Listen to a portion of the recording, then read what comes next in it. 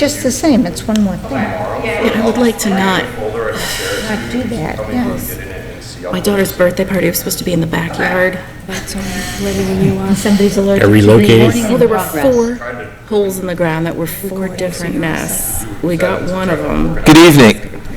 Good evening. Didn't sound as loud. One more time. Good evening. There you go. Hear anything? Yeah. I feel like it was louder earlier. Good evening, everyone. It's Wednesday, September 4th, 2024 at 6:30 p.m. I'm going to call the meeting of the school committee to order. In accordance with the requirements of the open meeting law, please be advised that this meeting is being broadcast live over the Lunenburg Public Access Channel. The meeting will be broadcast live through the local access cable channel and on the public access Facebook page, and will be found on the Lunenburg Access YouTube channel within 24 hours after the meeting. The agenda lists all the topics which may be discussed at the meeting and are those reasonably anticipated by the chair. Votes may be taken as a result of these discussions. Not all items listed may in fact be discussed, and other items not listed may also be brought up for discussion to the extent permitted by open meeting law. The first item on the agenda is the Pledge of Allegiance. If you could please rise. Pledge Allegiance to the flag of the United States of America and to the republic for which it stands, one nation, under God, indivisible, with liberty and justice for all. Thank you. Next item on the agenda is public comment.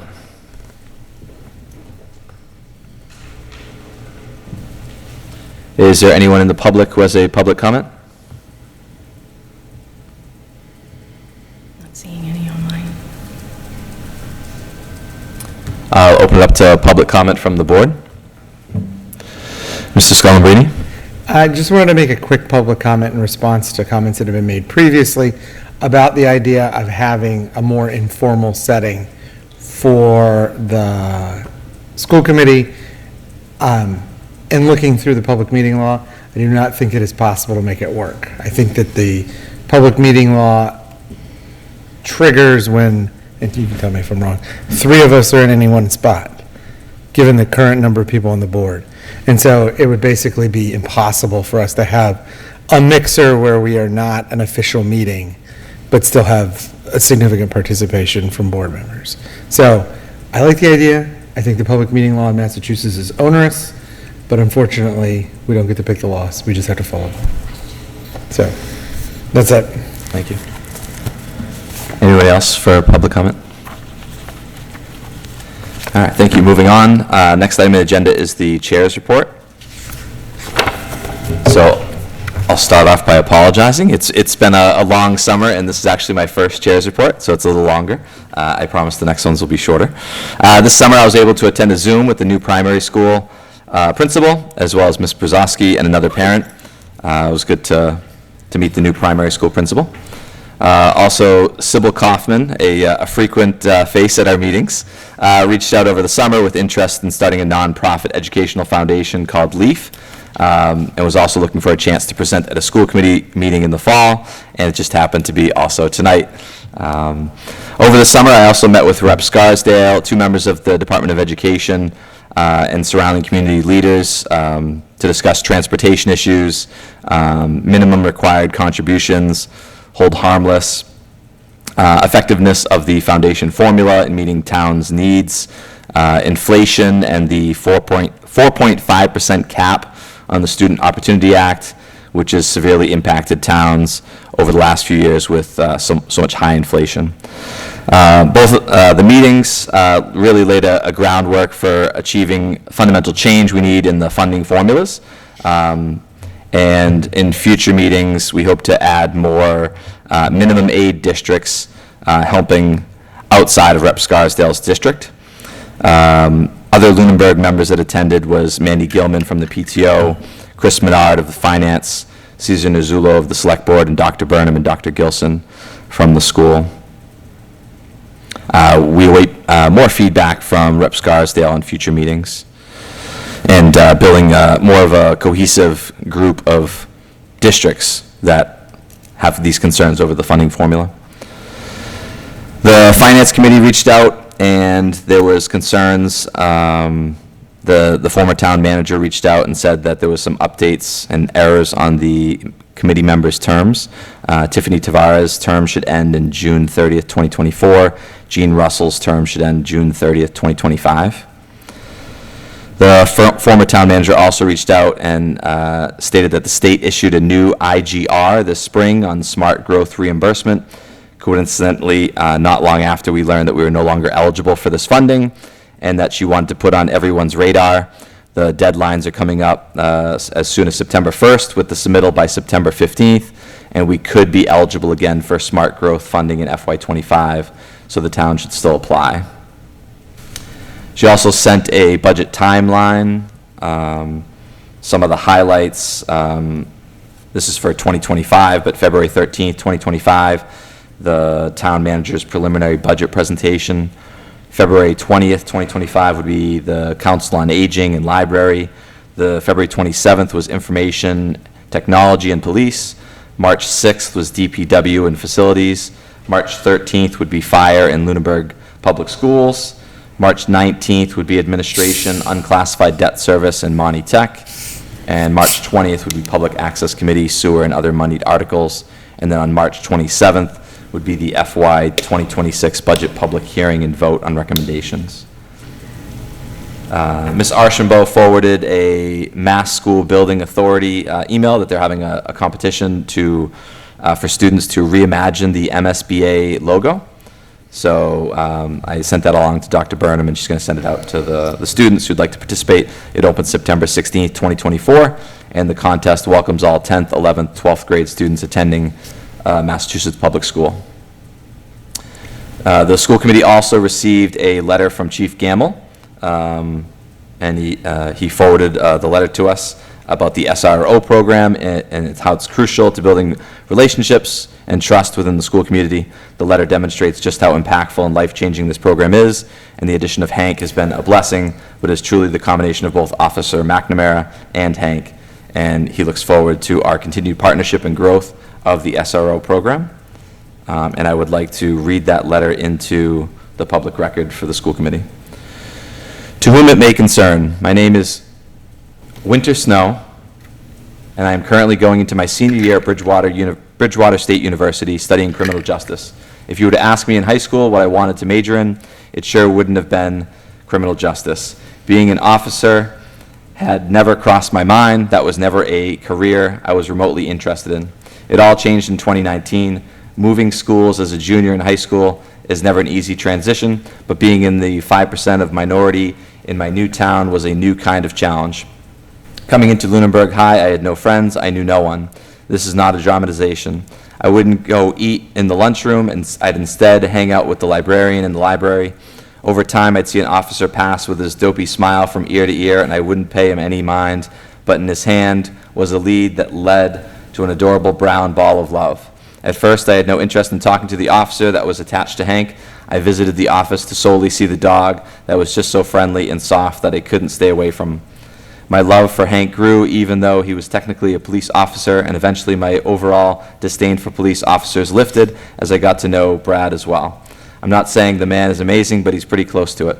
Hank, the adorable lab, played his role well. He calmed me down on rough days, gave me a reason to go relax in the office, and even after my mom had passed and was bait, because waiting was Brad, as always, there with an open door and a smile on his face.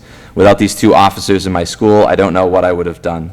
The last 2 years of high school were the worst in my life so far. If Hank hadn't coerced me into the office, I would have never had a conversation with Brad to think a dog changed the course of my life. Hank warmed me up to the police, and Brad made me want to become one. Dogs are more than a cute, fluffy companion. They're a bridge of connection. I'm graduating in May 2025 and plan to join the Boston Police Department. Thank you, Brad, and most importantly, thank you, Hank. Sincerely, Winter Snow.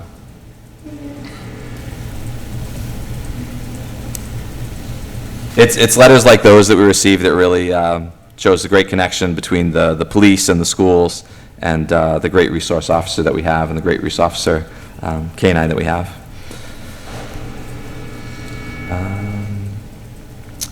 Additionally, our letter concerning excess Lunenburg Chapter 70 funds was sent to the Select Board, the Finance, and the Interim Town Manager on Wednesday, August 14th. On September 26th, the second annual Town of Lunenburg official meet and greet will take place from 5:30 to 8:30 at Low Places Ranch. And the start of the school year was last week, and kindergartners were in this week. The school is full now. Welcome back, everyone, and I'm wishing everyone a safe and fun year of learning and growth. And that is my report. Next item on the agenda is to review and approve minutes. We have regular session minutes from June 26th and July 25th. There were people absent at each of those meetings, so it would be good if we could take those separately. Does anybody have any questions or concerns about the minutes? Move to approve the minutes for June 26th, 2024. Second. All in favor of approving the minutes from June 26th, say aye. Aye. Opposed? And I'll abstain. Move to approve the minutes for July 25th, 2024. Second. The motion is to approve the July 25th minutes. All in favor, say aye. Aye. Opposed? Abstain? I think I was out. Yeah. And one abstention. Thank you. Next item on the agenda is to review and approve line item transfers and warrants. No line item transfers this evening. And we have from August 5th to August 22nd, $463,413.80 for the warrants. The next item on the agenda is the superintendent's report. Good evening, everyone. An update on transportation. At this time, there are no students awaiting assignment to a bus. And our staff at central office have been able to answer any questions or concerns for any parents. So there are no outstanding issues at this time. Overall, we've had a good start to the school year. Things went very smoothly for the staff return last Monday. Opening day for grades 1 through 12 on Tuesday last week went very well. And opening day for our pre-K and kindergarten this week, yesterday, went very well. Fall athletics season, as of this evening, is officially underway with the first competition for varsity field hockey. Information relative to the calendar year for our PAC-SAL meetings. This year, PAC-SAL meetings will be held on the first Thursday each month and will be a combination of in-person and Zoom meetings. PTO will be meeting next Monday, September 9th at 7 p.m. at the middle high school, and new members are always welcome to join the PTO. Fall benchmark assessments, our iReady fall benchmark assessments will be administered again this year, grades K through 8. However, this year we will administer iReady assessments in grade 8 in September and in February. No end-of-year assessment, given all of the assessments that grade 8 has to complete for the state. iReady reading assessments will be conducted September 12th and 13th. iReady math assessments will be conducted September 18th and 19th. The spring 2024 MCAS results, typically by this time, have been released, embargoed. In other words, we can't share information about the results with the public. But at this time, we still do not have access to the full data release. We're understanding that potentially around about September 23rd, we might see the data, and that gives us then access to run different reports through the state platform. School Picture Day, September 11th, Turkey Hill Elementary School, September 17th, the middle school, September 18th, the high school, and September 19th and 20th, school pictures will be taken at the primary school. Open houses, tomorrow night, September 5th, is the middle school open house. September 12th will be the high school open house. September 18th, Turkey Hill, and September 19th at the primary school.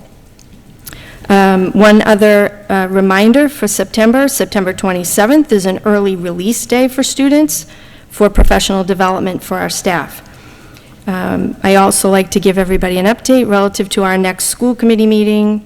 Our next school committee meeting is also slated for September 18th, the same evening as the Turkey Hill Elementary open house. That said, we have a couple of options that we can discuss this evening relative to that meeting. Additionally, due to the late release of MCAS data, I'm wondering if we could adjust our schedule, our meeting schedule, to present action plans, my goals, which are also likely going to be tied to district-wide goals, and school improvement plans, to the second meeting in October. Usually we take those up at the first meeting in October. In order for us to get a look at the data and assess what the goals should be designed to target, I can't guarantee that we'll even be able to analyze the data by October 2nd and have any analysis for the committee in advance of that meeting. So that's something that we can discuss as well. For everyone's convenience, because it's a lot of information to take in just verbally. Our current meeting schedule would be for September 18th, October 2nd, and October 16th. Together with Liz Peterson, we keep a running agenda of potential topics for each of our agendas, and we had several placeholders for these upcoming meetings. We anticipated a fall athletics report on the 18th and quarterly reports, including the FY25 budget, personnel, Keystone Collaborative, as well as a placeholder for some continued discussion on school committee goals, as well as FY26 budget priorities for the committee. On October 2nd, a monthly facilities and grounds report, an update on strategy action plans, school improvement plans, my goals, again, which are also district-wide goals potentially, and also tied to school improvement plans, and again, a placeholder for some continued discussion on school committee goals and FY26 budget priorities. And then October 16th, we are hopeful that we will have an FY24 end-of-year report for you, as well as our typical MCAS and iReady Fall Benchmark Assessment Report. And we had planned to provide an update on the transition to the new IEP implementation and the use of PowerSchool as the software platform for our IEPs this year. So you can see on the 18th, a lot of it is just reports. Not a lot of discussion-based topics. The Turkey Hill Open House is due to wrap up at about 7 p.m. There are several members of the committee that have students that may wish to attend that open house. So it's possible where that meeting would be located at the middle high school. It's possible that following the wrap of the open house at Turkey Hill, members could then walk up to the middle high school, and we could potentially have a meeting start at 7:15 or 7:30. Again, the agenda, what we know of an agenda right now, is not a lengthy discussion-based agenda, so that's a possibility.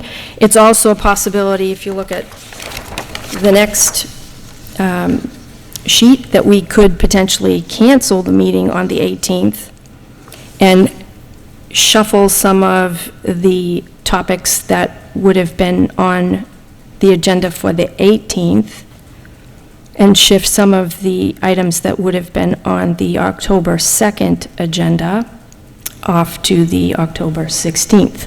So, again, whatever the wish of the committee is, I didn't know if other members of the committee with no children at Turkey Hill might also be interested in attending open houses for any of our schools. So those are some possibilities for consideration. So I'd like to open it up to the committee to hear some feedback. I will tell you my situation. I do have a child at Turkey Hill, but I have parent-teacher conferences at my work, so I will not be even available until 8 o'clock that evening. And I would be joining in Zoom too if we do have a meeting. Zosky? I also have a child at Turkey Hill, and was planning on coming to that meeting late and then realized, there's 3 of us in that situation, so quorum would be an issue. I'd rather not just cancel. A month at the beginning of school seems a really long time to go without a school committee meeting. So pushing it to 7:30 and having an abbreviated meeting seems a good solution. Thank you. Mr. Scullin-Brady? I'm in favor of making all of the meetings shorter. So what if we did the reports as written reports and had them submitted? That's our plan. Okay, because I don't need to know Nope. what the status of the elevator is in Nope. person. Nope. I could figure that out by reading it.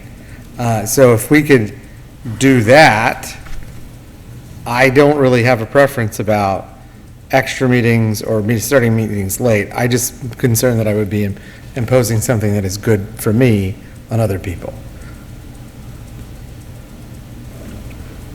Thank you. Ms. I'm Ashenbach? flexible anyway, it doesn't matter to me. I don't mind starting a meeting later, if that will keep the other meeting shorter, knowing that some of us have that preference. It doesn't make a difference to me. I can go either way. Mr. Beardmore? I agree with Mrs. Archambault. I don't have a strong opinion either way. One thought of an abbreviated meeting in doing it at Turkey Hill and announcing on the front end that the thing is going to be, there's going to be a school committee meeting at the end of it. The Some challenge, parents might be the challenge there attending, like. I don't is know. that we would have to take over a space that they are likely using for the open house. I know that they have a meeting for 5th grade parents about the Nature's Classroom trip. Oh, what time is so- that? Is that after the open house? Because we lose to that, just to be clear. Yeah, 2 of us are in the, well, It would be a short walk over to the high school. what time is the Nature's Classroom meeting? I don't know exactly what time, but I think it's after the 6 o'clock time. I think that they're looking to target 3 and 4 from 5 to 6, and then grade 5, more so at 6 o'clock till 7. Okay.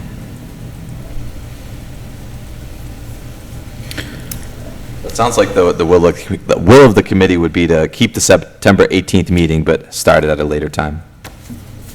If we can. Yeah. And we can Yeah, see. if we can pull maybe it talk off. to Turkey Hill, kind of get a good estimate of when the parents would be able to leave, get to Yep, the high school, and we'll set the time on that. yep. Thoughts on shifting goals, strategy, and school improvement plans to the October 16th meeting, when we will actually have had a chance to get some analysis of the MCAS data Right. to inform our goal development? Does the MCAS, I mean, obviously, I'm sure there's going to be a student achievement-related goal, but does the MCAS drive other goals outside of the student achievement? Potentially. It could inform the goal, and the student learning goal could also potentially inform a professional practice goal. Okay. Do we know why there's a delay?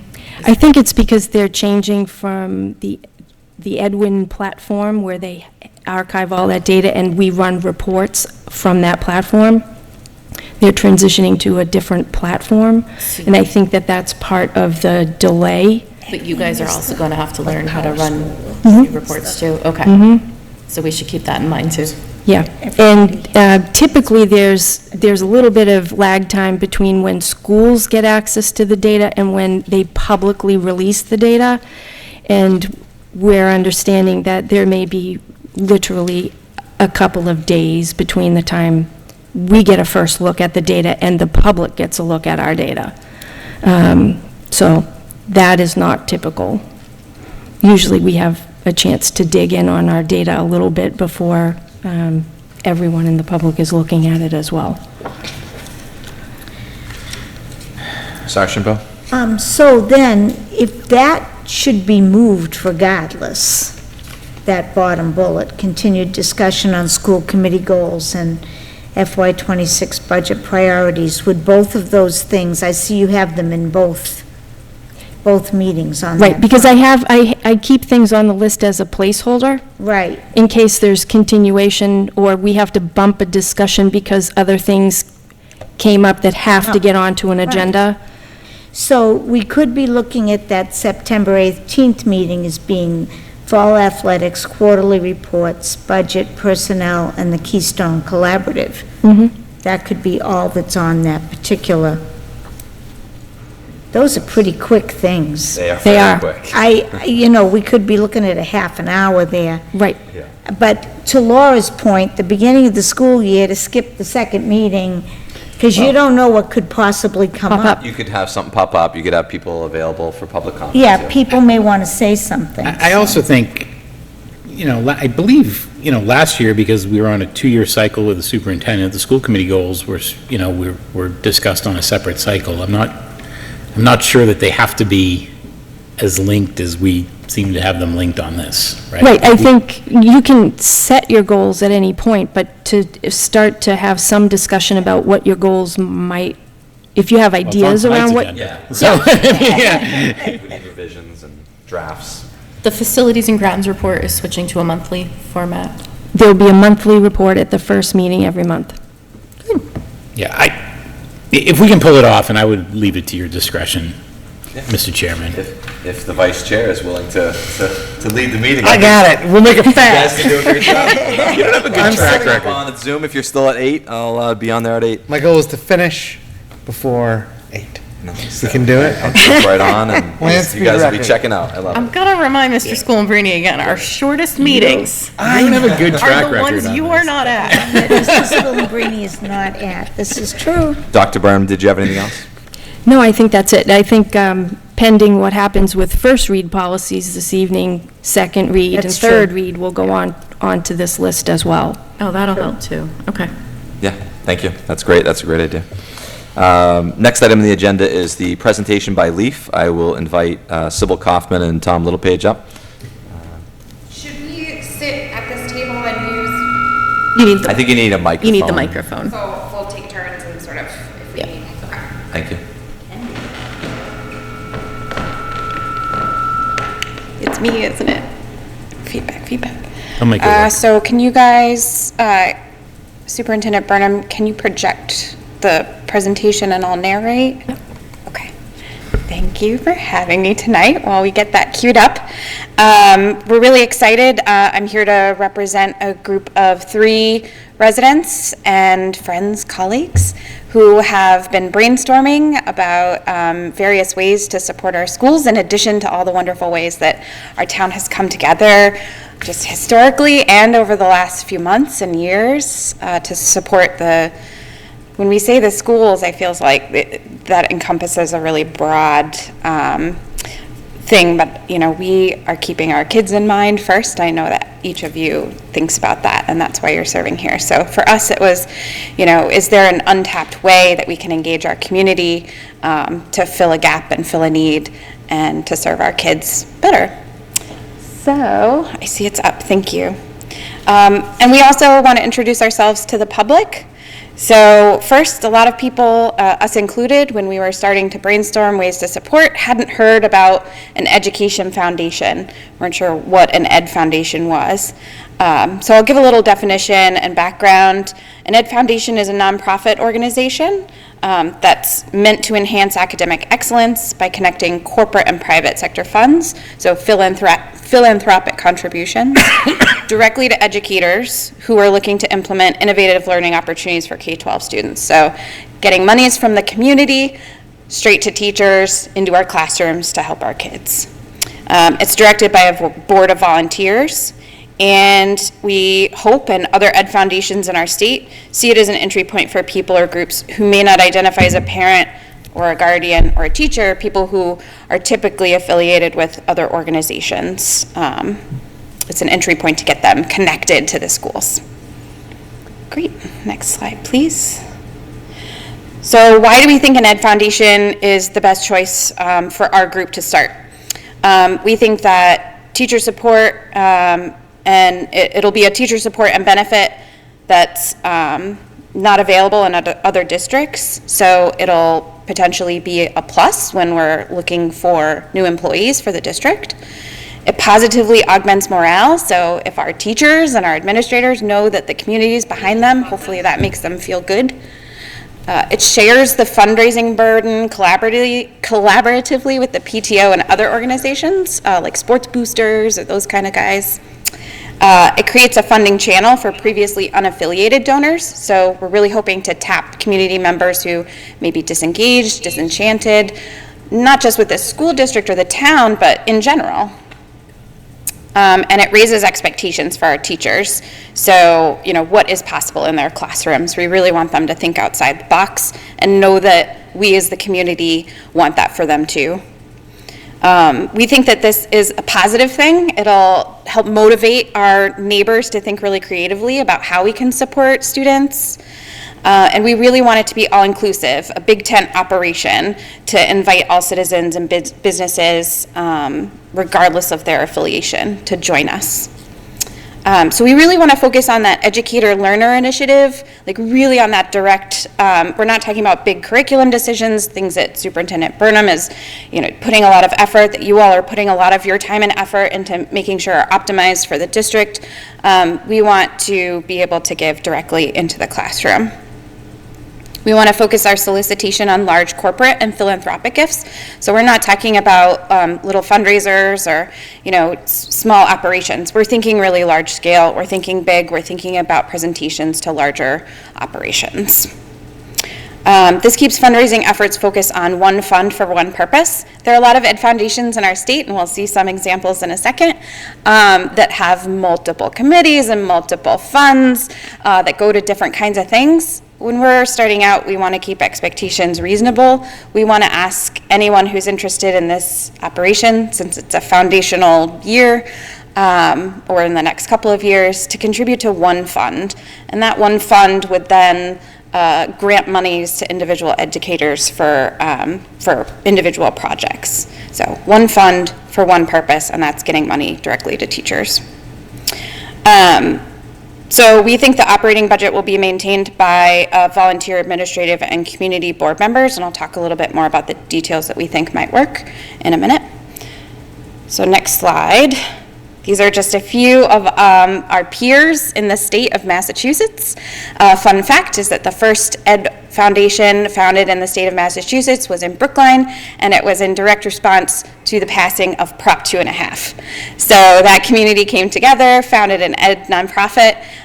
While we were doing research, we found so many ed nonprofits in other states, and it turns out that my own home district in San Antonio, Texas, actually it's Converse, Texas, which is a suburb, has a nonprofit that now supports its school district, which didn't happen when I was growing up, but inflation, budgets, et cetera, the community knew that it needed to come together in a different way, and it turns out a lot of big districts in Texas are doing this as well, so I was proud to learn that. So we're in good company. Next slide, please. Why now? So we figured this is a good time. We have been brainstorming for the last couple of years, like thinking about the override. We don't want this message to get confused with all the hard work that people are doing to talk to state funding sources, to get money from other sources. We really want this to be a separate conversation. So the budget set for our district, the override passed, but we feel like people are still listening and there's an engagement in our community, and there are a lot of us who want to kind of ride this wave of positivity and helpfulness. So that's why we're talking about this now. So here's what we came up with. LEAF. It's a great acronym. Everybody loves a good acronym. The Lunenburg Education Accelerator Foundation. And our mission would be to be a citizen-led nonprofit catalyst that enhances academic excellence in Lunenburg schools by connecting corporate and private sector funds, words that I already said. But to be specific, we really want the grants to support creative curricular development beyond the scope of the typical school budget, so it's augmenting what we already have. Creative ideas reflect alternative approaches to typical instruction and incorporate tools or methodologies not currently available in our classrooms. We'll see some examples of that in a second.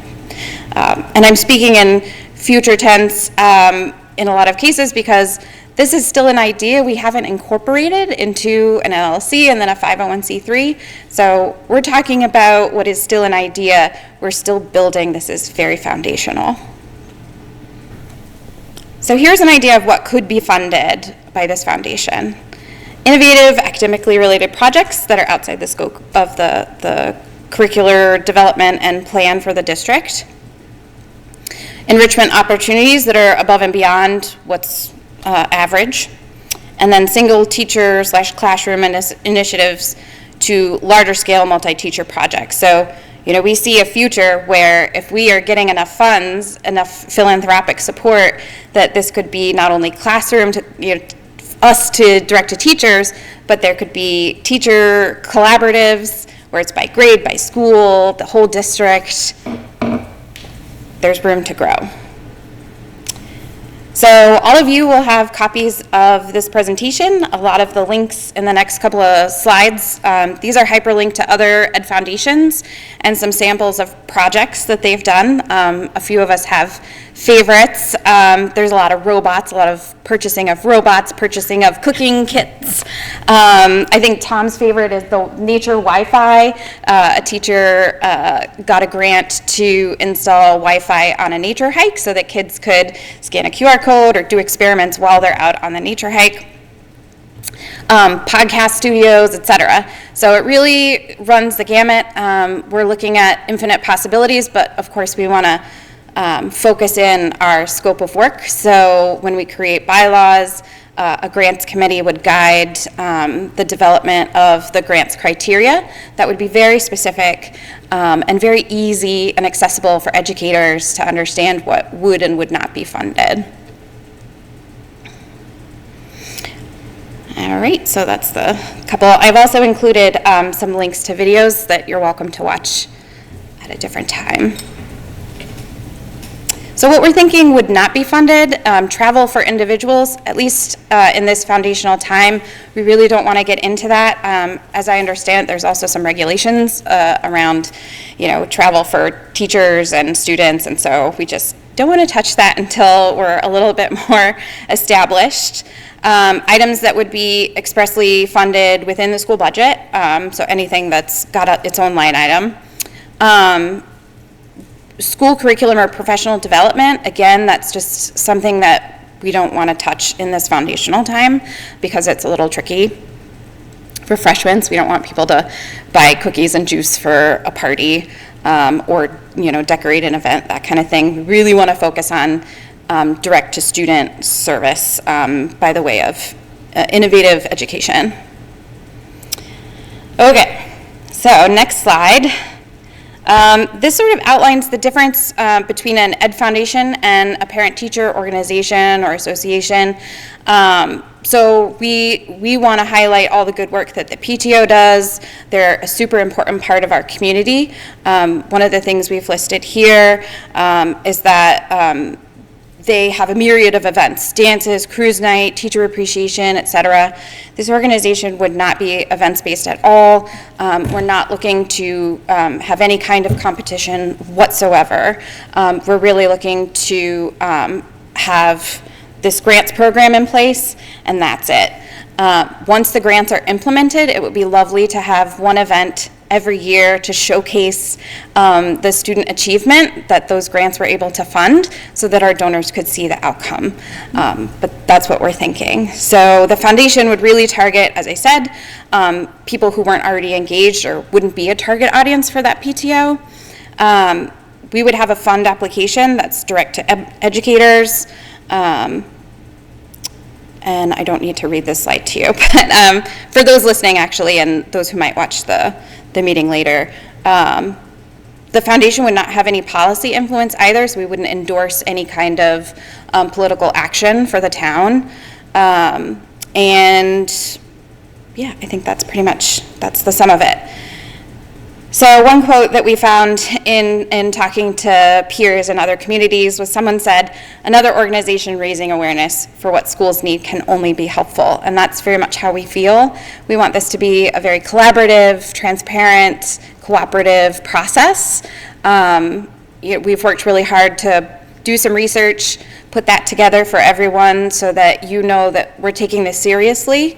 And now that this is public, we're really happy to take our egos out of it and take everybody's feedback and make this work for everyone. So just a couple last things. I've already kind of touched on what ed foundations do. One thing that's important on this slide is, again, the collaboration, so that we can fundraise differently, so that we can fill gaps, not that we can compete with anyone else. And that we would construct the board, which we're in the process of doing. We're recruiting other people to join us in leadership to help found this organization. We want to create that board in a way that best suits Lunenburg. So I'll kind of breeze through the next one, which is philanthropic scope. I forgot my water, so I'm dry and tripping on my words. So we're focused in on this philanthropic scope in terms of these 4 pathways. We want to cultivate our donors. We want to provide them incentives. So you give us money, we'll help connect you to other engaged organizations in the community. We'll showcase your contact information and logo in various ways. It offers a significant tax deduction, et cetera. So, and plus it's the right thing to do. So good incentives. We want to focus our philanthropy on retention, so bringing people into the fold and then keeping them there. And to me, this kind of networking is something that small communities are really good at. So once you get somebody involved, they're really likely to pass that on, and it just works out well for everyone. And then we hope to expand. I've talked a lot about foundational efforts, and that's what we're focused on now. But we, of course, have hope for the future, and the day when we'll be like someplace like Brookline and have multiple foundation committees that are looking at SEL grants versus math grants versus science and tech. So here's a proposed organizational chart. We'll have a typical leadership board and executive board with the president, vice president, et cetera. But we'd also love representatives from the various ed-related organizations already in town. So, for example, from the superintendent's office, either Dr. Burnham or a designee. From this committee, either a selected member or a designee, you know, that kind of thing, so that your voice is part of those grant decisions. One good example of why that's important that other ed foundations have talked to us about is, you know, if in the grants reviewing process, an application checks all the boxes, but we are not educators nor policymakers, we may not understand the implications. Tom, can you think of a good example of something that, the park bench. So one application to a peer organization asked for a buddy bench, so funds to construct a buddy bench. And it kind of hit all the grant criteria, but somebody from the district said, you know, actually that's more of like a social emotional effort. It's not focused in the classroom, and they kind of rethought what that might mean. So it's really good to have this kind of input. Yes, so, and also input from PTO so that we're not overlapping. Or so that we can overlap if we need to. Say somebody put in a grant application for something really awesome and it just needs a little bit extra funds, maybe we can collaborate on that. And then obviously community members at large. So we would love to get help from our neighbors. And we would sit on 3 different committees: a grants committee, donor relations, and the gala committee. Like I said, I think it's important to keep an eye on outcome and being able to clearly report that outcome to our donors. So we have a ambitious timeline here. which we're still technically on track to do. We'd like to incorporate as a nonprofit organization this October. We'd like to get our marketing materials up and running this fall. Inaugural fundraising campaign the fall through the spring. So we're really looking to award grants by 25-26. We want to do this diligently. We want to do it right. Want to get all of our ducks in a row. So we think that this is the best way forward for us. So again, let's do this. I think this is a really positive opportunity. I'm sure that this plan is in no way perfect, and we're really looking forward to your feedback. At the moment, we are recruiting board members. We have several interested parties, so we're screening candidates, getting folks together. Our first board meeting to review and discuss bylaws will be on the 26th of this month. And I have some brochures for leave behinds if you guys are interested in having a printout or anything like that. So I'm looking for your support. We're looking for your support, and we're happy to answer any questions you might have. Thank you, Sybil. I will open it up to the committee. What questions, concerns, feedback do you have? Ms. Archambault? Yeah, I can jump in. Thank you. Thank you for putting your energy and your thoughtfulness and your organization into something positive like this. I think this could be very, very helpful. The only feedback I have, and you have alluded to it, so, is just to make sure that when things go through the group, they also go through Dr. Burnham, so that something that doesn't already exist isn't being asked for, or something that for some reason that you don't realize turns into a major nightmare.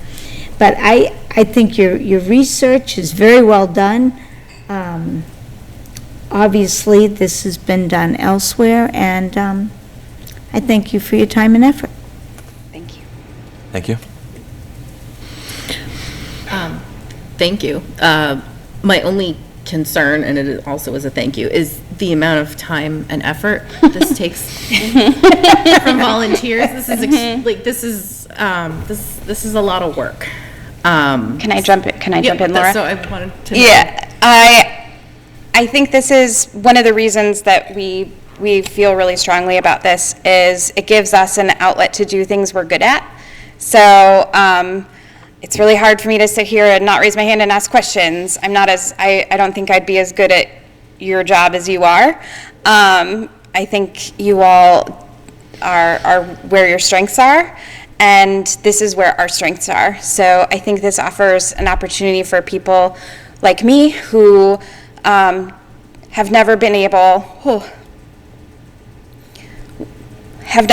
to chaperone a field trip or help with a library fair because I'm working during the day. And so if I can put in some effort into things I'm good at, like marketing and fundraising at night and on the weekends, I would love to do that. Thanks. Thanks for channeling your passion into action. Mr. Beardmore? Want to echo the comments of my other colleagues, and we had spoken briefly on the phone a month or two ago about this, and you know, I think my only concern is much the same as Ms. Brzezowski's, is we have a lot going on in Lunenburg. We have a lot of committees. We have a lot of active people, but not enough. And so whatever we can do to encourage people to be active and get organized, like, I think that's a good thing.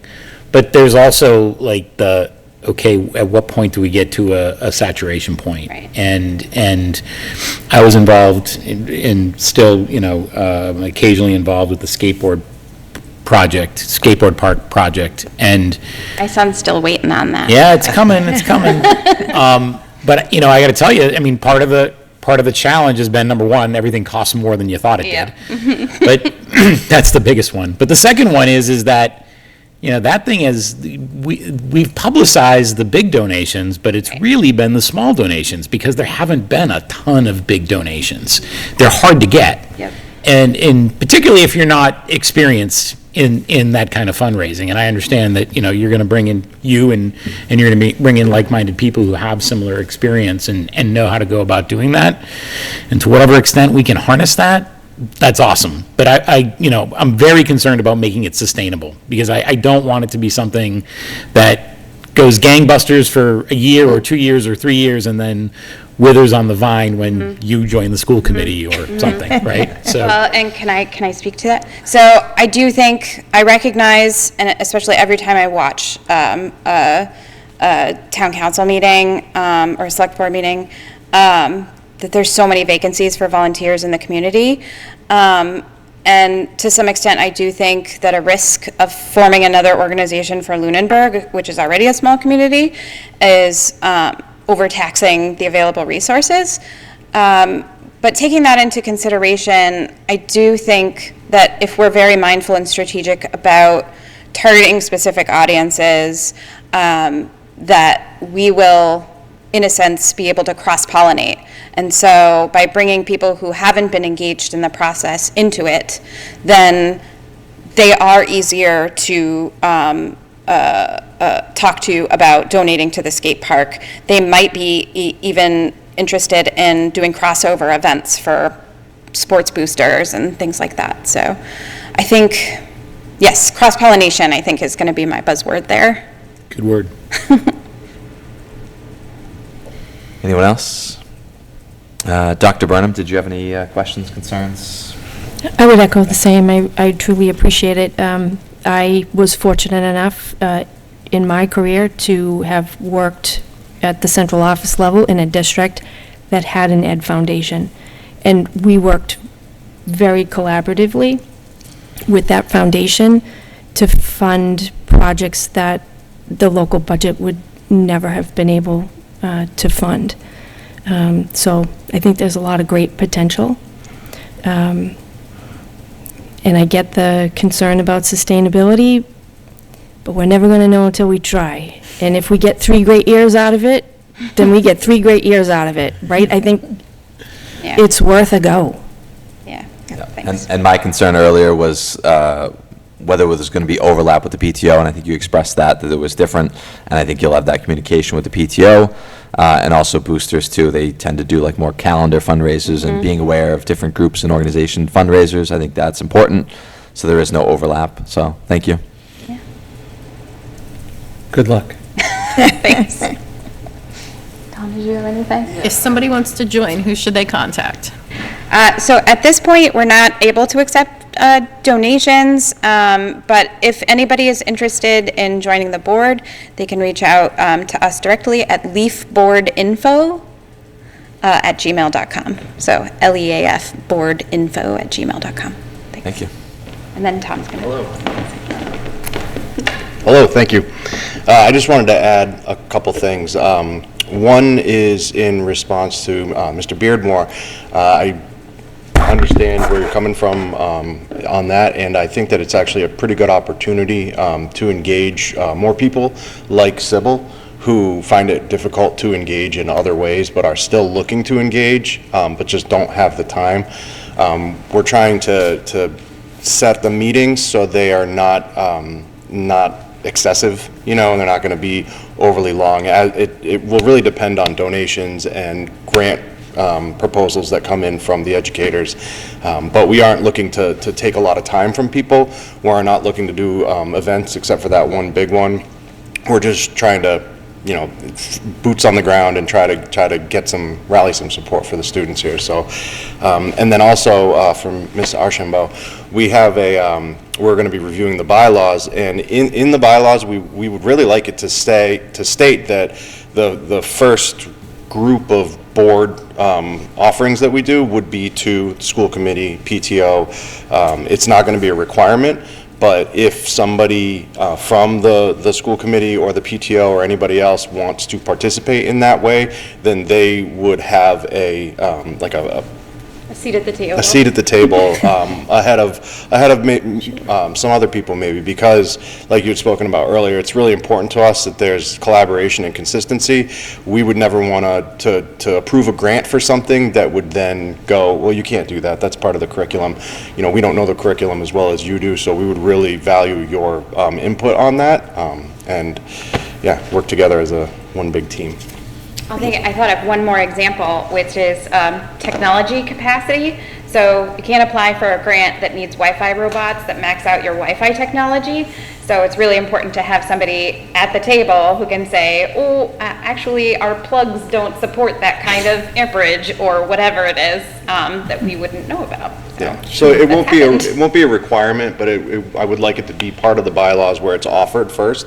And then even if somebody isn't on the board, we would still need to be able to be in communication with you to make sure it falls in line with what the school has envisioned. So can't just come in and buy a robot for the school and then go, what are you guys doing with this robot? You know, so, yeah, thank you very much. Thank you. Thank you very much.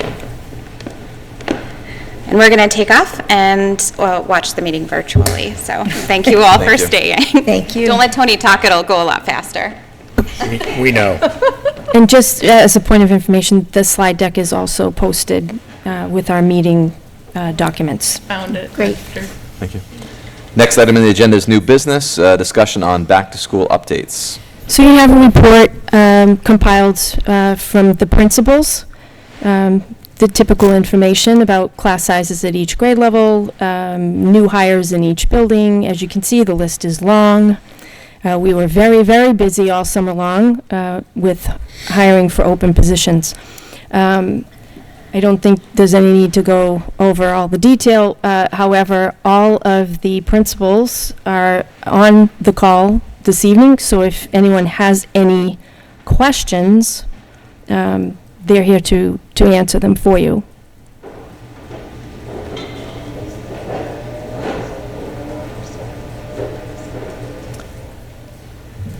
Does anyone on the committee have any questions? First days went well, as you said in your report, so Yeah. good job. Yeah. Yesterday went well with the kindergartners, which Yeah, it was a very smooth opening. I would just say that a thank you to the administrators, both central office and in the buildings, for putting things together, for hiring all those people. I know the effort that it takes to sit through all these interviews and sift through what to do next, and the time and effort is greatly appreciated. do we have a list of open positions that we're still trying to hire for? There were a few open para positions. I have some information for you relative to open facilities positions. But I think all of our professional staff positions at this point have been filled. Really? We actually have all of our school psychologist positions Wow. filled. I believe our speech language pathologist positions are filled. We were able to finally fill an open nurse position, and I'm pleased to say that Katie McGuire has returned to the staff. Kidding. I just saw that. Welcome back, Mrs. McCoy. Yeah, we really weren't having much luck with the posting at the Turkey Hill level. It was posted for months, literally. So we needed to have a nurse in each building. So we reassigned one of the nurses at the middle high school, because we had two in the building, over to Turkey Hill, and then posted the open position up at the middle high school. And that's when Mrs. McGuire applied. So, Fantastic. This was a really tough summer for the public. This was a very difficult hiring summer. it was highly competitive. We lost people, we had open positions, it was very difficult hiring, and so having this many positions filled, thank you very much. Thank you. I know that was a lot of, Yep. and thank you. Yep, and there were teaching staff that volunteered their time to be on committees all summer, too. Oh, And- yeah, thank you, yeah. yeah, thank you to them, and thank you to all the volunteers on all the hiring committees. But this is impressive.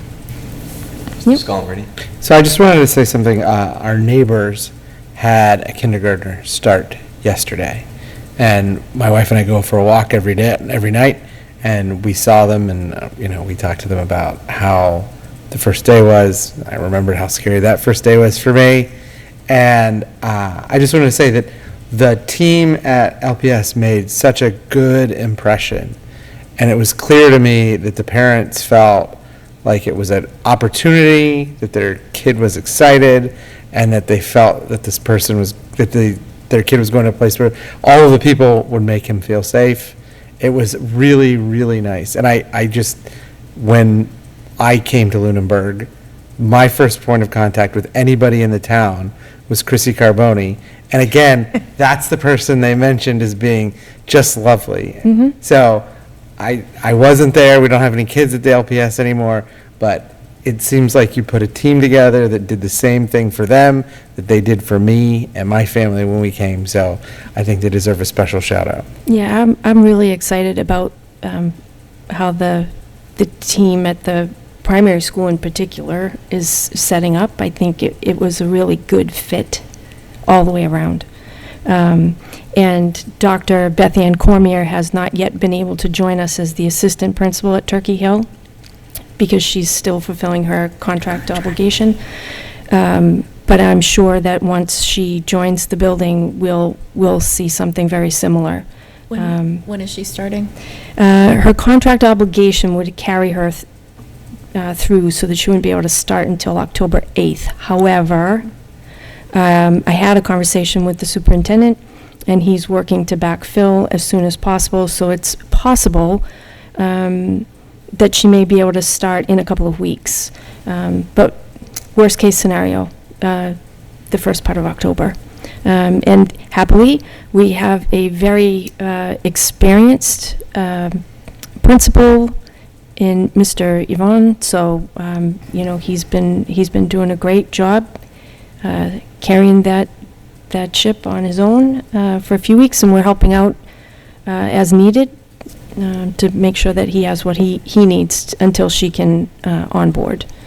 But I'm sure that we will be equally excited to see the team dynamic that sets up at Turkey Hill as well. We're really excited about the administrators that we've been able to bring on board. Very lucky to have such experienced folks. Thank you for this, though. Thank you. Next item on the agenda is the FY26 budget timeline and priorities. So you have an outline. This outline is also available on the website, put together by Dr. Gilson. It doesn't really deviate from what has been our past practice, so if anybody would like to make any suggestions for a different timeline, we're certainly open to hearing those thoughts from the committee.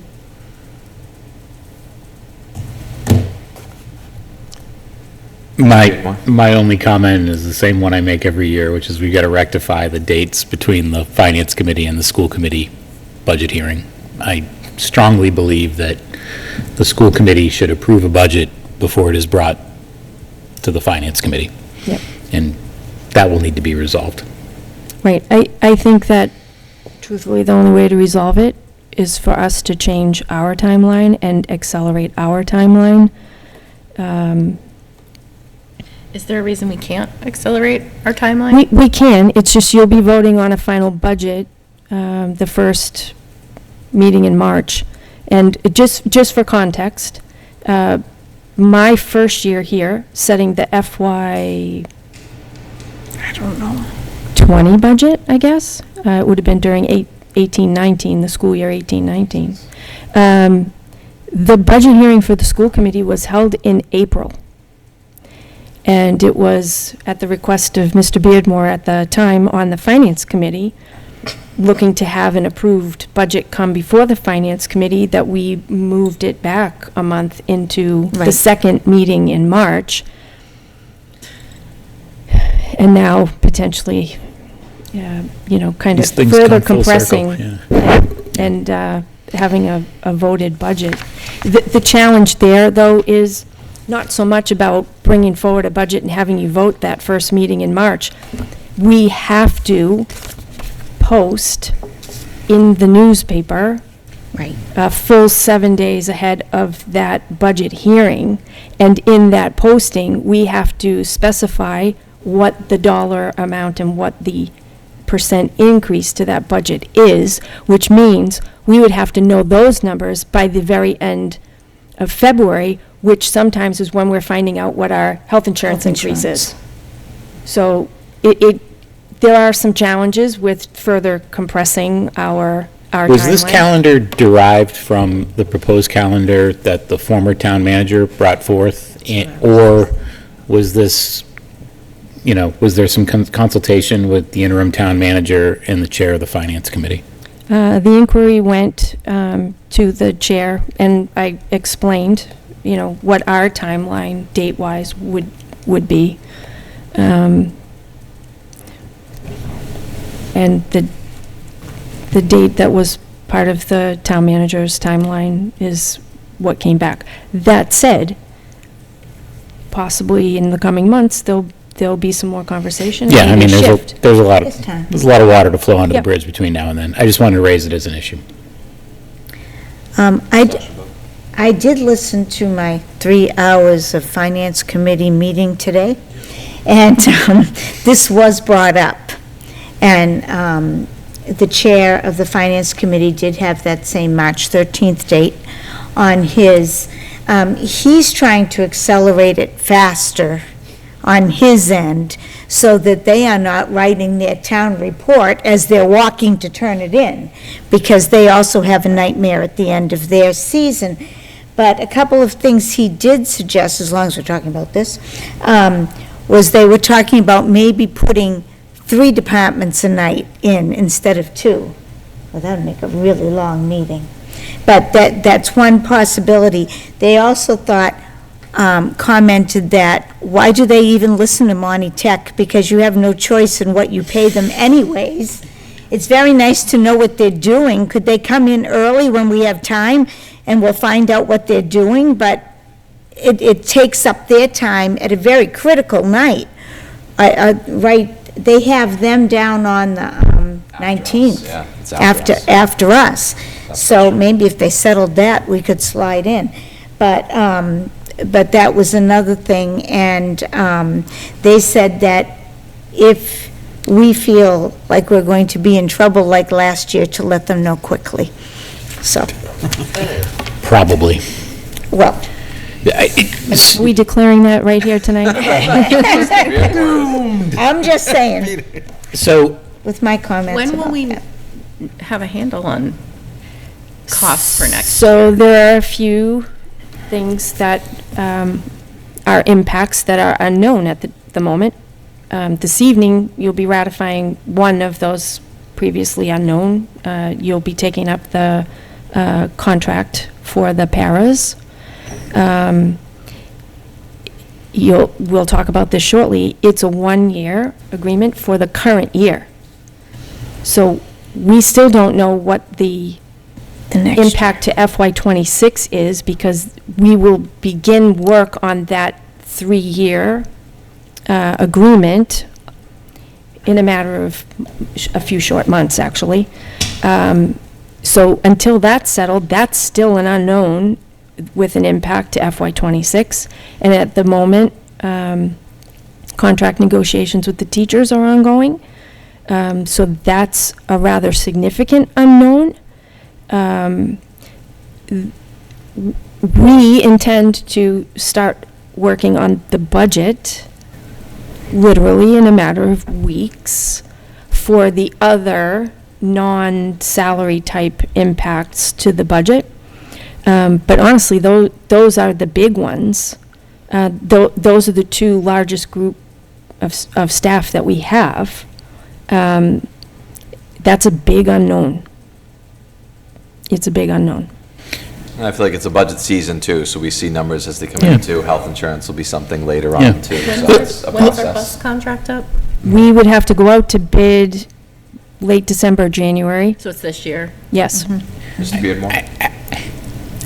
This is going to take longer than we want it to take. It always does, and I'm not kidding when I say it's going to be another tough year. I really, truly believe that that is going to be the case. There's been a big hullabaloo in Lunenburg over the course of the last month or two about boards following charter, bylaws, and policies. Last year, we did not have a fiscal forecast, which is a violation of our charter. We got to the warrant late. The warrant deadline was surpassed by at least a couple of weeks, and the Finance Committee still did not have a report in the warrant. And no real hullabaloo came out of any of that. Rather, it's how we amend our policies was the controversy recently. And my reason for bringing that up is I think that this needs a look. The reason why this timeline is artificially backed up well into the month of March, town meeting is the 3rd of May, is to allow for time to print and mail the warrants. And it's 2024. I can get a physical mailer to my customers of my company the day after tomorrow if I call the right number tonight. But Lunenburg cannot get a warrant in the mail in less than a month, apparently. So I guess my point is why are we putting ourselves through this? And I've never been able to get a straight answer to that question. And I think that given what we've been through the last year, I think that that question deserves an answer. Mr. Scullenbrady? I 100% agree. I have never been in a town that had a town government style of governance. Ohio, where I come from, they think this is crazy. I kind of think it's quaint and nice, but I did not realize that that was the source of the delay. And for it to be such a simple logistics question that has never been answered strikes me as nuts. Like, Well, and we did violate the policy last year by several weeks, so. this is the dumbest thing I've ever heard. Like, why can't we get an answer as to, like, who's our printer? Like, if you're serious in saying you can get it the day after tomorrow, I don't even, that's like unfathomable to me that we need a month. It might need to go to the state. It might need to. I don't know. There might be. I don't know. I But like, don't know. all of these Sometimes things are. Massachusetts state laws are the reason we have to do Oh, something yeah, yeah. stupid. Massachusetts open meeting law is a disaster. But I think that the fact that we have this issue, that we know what the questions are and who we need to ask, and we've never got an answer is bananas. Like, who's the person, like, do I need to go to Carter? Do I need to He's go on to? Zoom, but yeah. This is crazy. If it's like every board in town is backed up because we have a printer who apparently is like Johann Gutenberg's last apprentice and is cranking this stuff out by hand. What's going on? Anyway, I agree with Peter. So can we, Crazy. all right, so you guys, when you say in several weeks are gonna start, when would a fiscal forecast? When does our? Typically, it comes in January. January, and that's, And it mentions in the policies, Policy says- the town's financial policies, that the budget cycle starts with the fiscal forecast at a joint meeting of the yes. Select Board, Finance Committee, and School Committee. Yeah, are we gonna talk about those We are, yeah. Okay, later, Yeah. because I have questions about that too. Are those policies that were shared with us that we're gonna talk about later, are those existing policies or are those new proposed? I would save that for, yeah, save that that's for a that new- item. very nuanced answer. Is there any other discussion on the FY '26 budget timeline and priorities? I wish we could move it sooner, but I understand why not. And also, January to a May town meeting does seem like it should be enough. It is Should be plenty of enough time. time. There was, I heard there was an override that passed, that they had plenty of time to plan an override, and it Yes. actually passed, so it's possible. I would just ask that if there are looming terrifying issues, we talk about it as soon as possible, or begin to talk about issues that are gonna arise that were previously unforeseen. But, that's how we did it last year too. we started talking in October about the looming issues for this year. It is a whole new season. It's a budget season. It's not something that just comes out and that's it, right? It's going to take some time. Mr. Scullenbrady? One thing that I will say is that going through the budget task force process with Renee Emke and Evan Waters and the people from the town, and I'll give her special praise, Dr. Gilson, we were able to get like a much better picture to our sister boards about the needs that we have in terms of salary. I think that one of the driving issues that we have is retention, and I think that solution is obvious, and I think that we have done, and I'm not saying like me, but you guys have done a very good job of communicating that to Renee and to Evan and to the people in the town. So like, if we're gonna try to say like, what's the scariest thing, it's retention. And what's our biggest cost? Retention. And I think that for the first time, we've really said, what is the town's placement among comparable towns? And what is the school district's placement among comparable towns for salary? And I don't think that we have identified a solution that will solve all the problems on the budget task force, but I think that it is fair for us to say that the people on our sister boards are aware of what our big issue is. And if that's not our big issue, then, I mean, kind of God help us, but that is it, right? Like, if we're talking about like the possibility for a crisis, it would be retention issues around comparable pay for other. We had a really challenging year last year, throughout the year, with people, for various reasons, vacating positions during the year.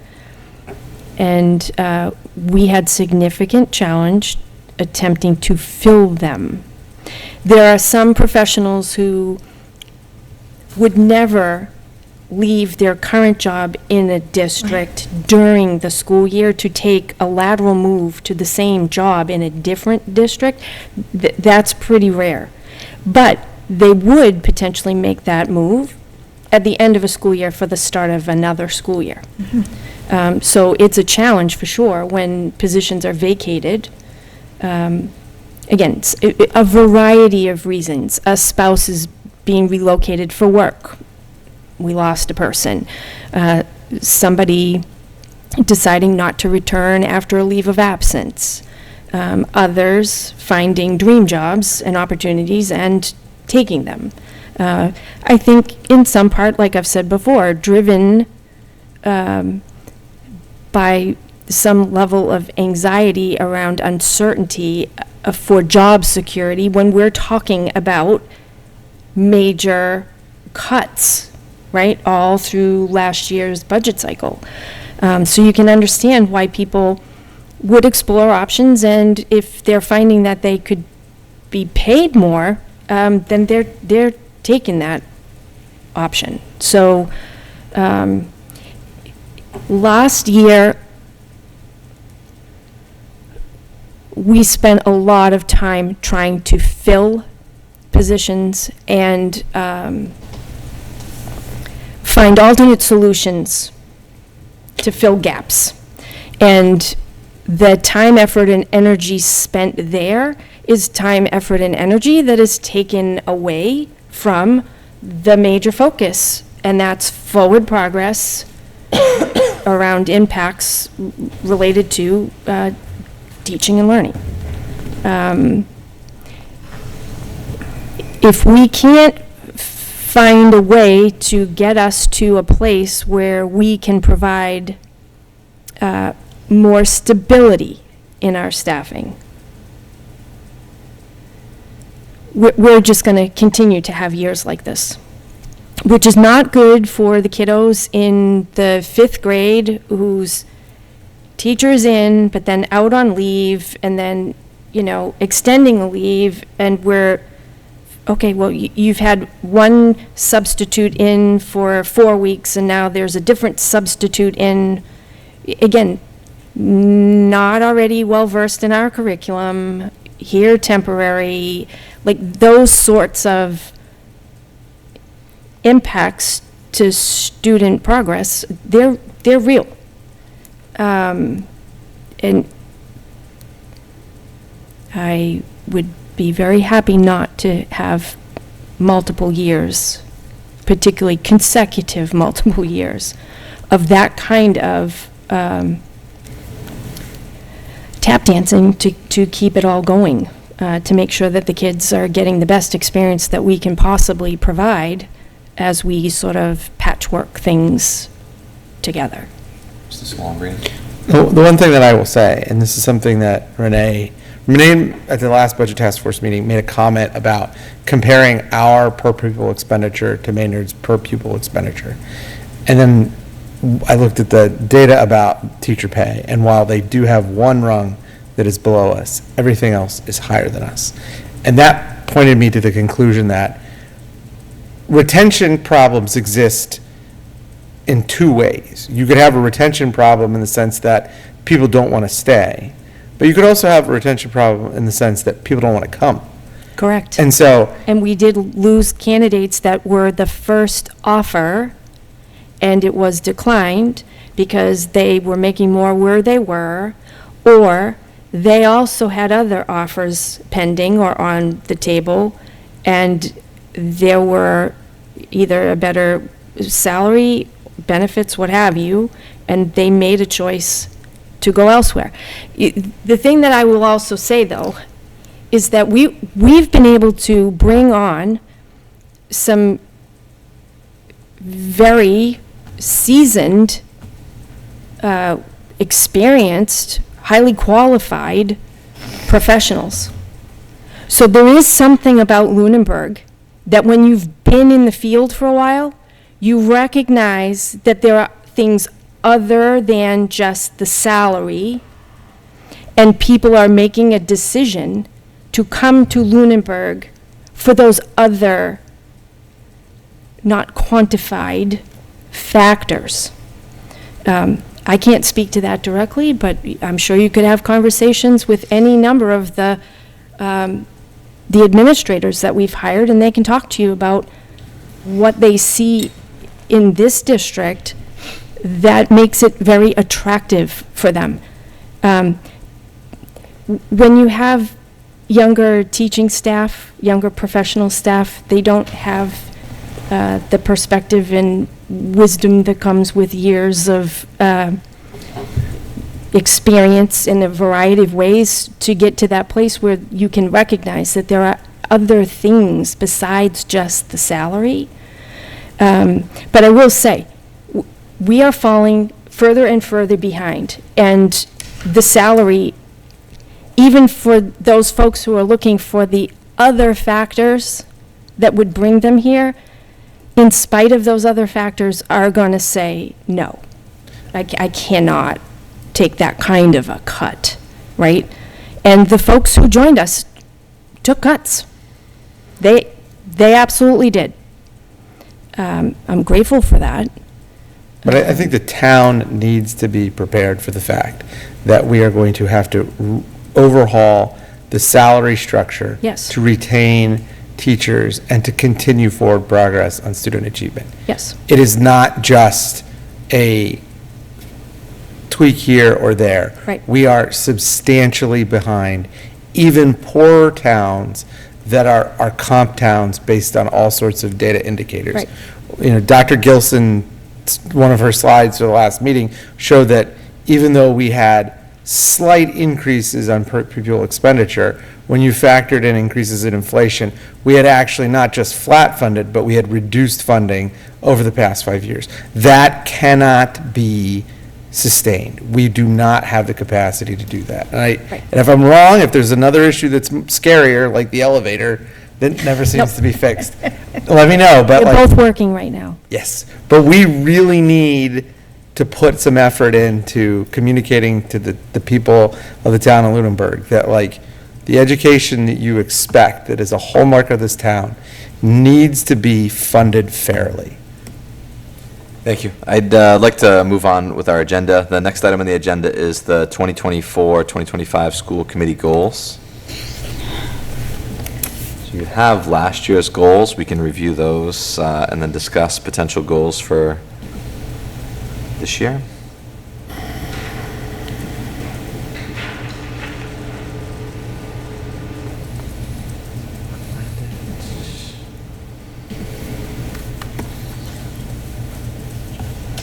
Here we go. So our goal last year, first goal was, it is the goal of the school committee that the 2024-2025 budget we approve supports our prioritized programs and provides the students of Lunenburg with the best possible educational opportunities. Action steps: the school committee will carefully consider the superintendent's proposed budget, paying close attention to funding in the areas of differentiated instruction, equity, family engagement, and priorities established by the school committee in light of the sunsetting ESSER funds. The school committee will collaborate with the superintendent during budget development by making priorities known, and the benchmarks for passage of the 2024-2025 budget that reflects school committee priorities as well as the best possible educational opportunities for Lunenburg students. Any discussion on budget goal 1? Wasn't easy, but we did it. Exactly, that's what I was thinking. I think the Check. the big dilemma is whether we want to continue something along the budget for Yeah. a goal in the future. This needs to be number one budget for next year too, is, other than the part about the sunsetting ESSER funds, but we need to continue. Yeah, I think it's I think it's a goal, but I think the context is different now. You know, based on the things that Mr. Schoenbrini and the superintendent just talked about, right? We need to be thoughtful about the budget this year in terms of our ability to sustain what we're doing in a increasingly competitive and inflationary environment. And we need to speak with exactly the facts and figures that you've just cited and make that case. And we need to partner with our staff and with our unions and with our administrators and with our parents and students, as it turned out last year as well, which we didn't really project, and, you know, but I think that, you know, that community that we talked about as part of a community engagement goal a couple of years ago these things are coming together, and we need to foster that. Thank you. I would add to this also about partnering with the town and the work that's being done in the Budget Task Force. I think we need to somehow weave that into this goal somewhere. Yes. I like that. Yeah, so my thought is, you guys give me feedback, I'll come back with a draft, and we can go from there. Sounds good to me. All right, anything else on budget?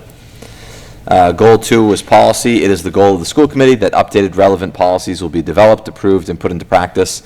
Action steps: policy will be reviewed and/or developed in the areas of equity, family engagement, and athletic head injuries. Benchmarks the review and approval of these policies. I think we made some baby steps. It was a very busy year, but Yeah. We did, Yeah, we've got some did first that. reads here, and And we taled about, we've talked about the athletic head injuries. there's a first there's a read. policy too Policy. coming out today, so I mean, that's, very timely. It's gonna be 3 more readings before that becomes policy. Are there thoughts on continuing a goal on policy?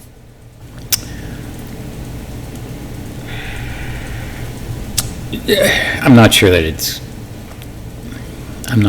goal worthy at this point. Like, I'll talk about later on tonight in athletic advisory, we're gonna bring forward a policy revision proposal for fundraisers, and, you know, and those things should come along as they come up, but I'm not sure that they're goal worthy. Priority. Right. Right, yeah. All right, goal number 3 was communication transparency. It is the goal of the school committee that all business executed is done so in a transparent manner and is communicated to members of the school community and the community at large.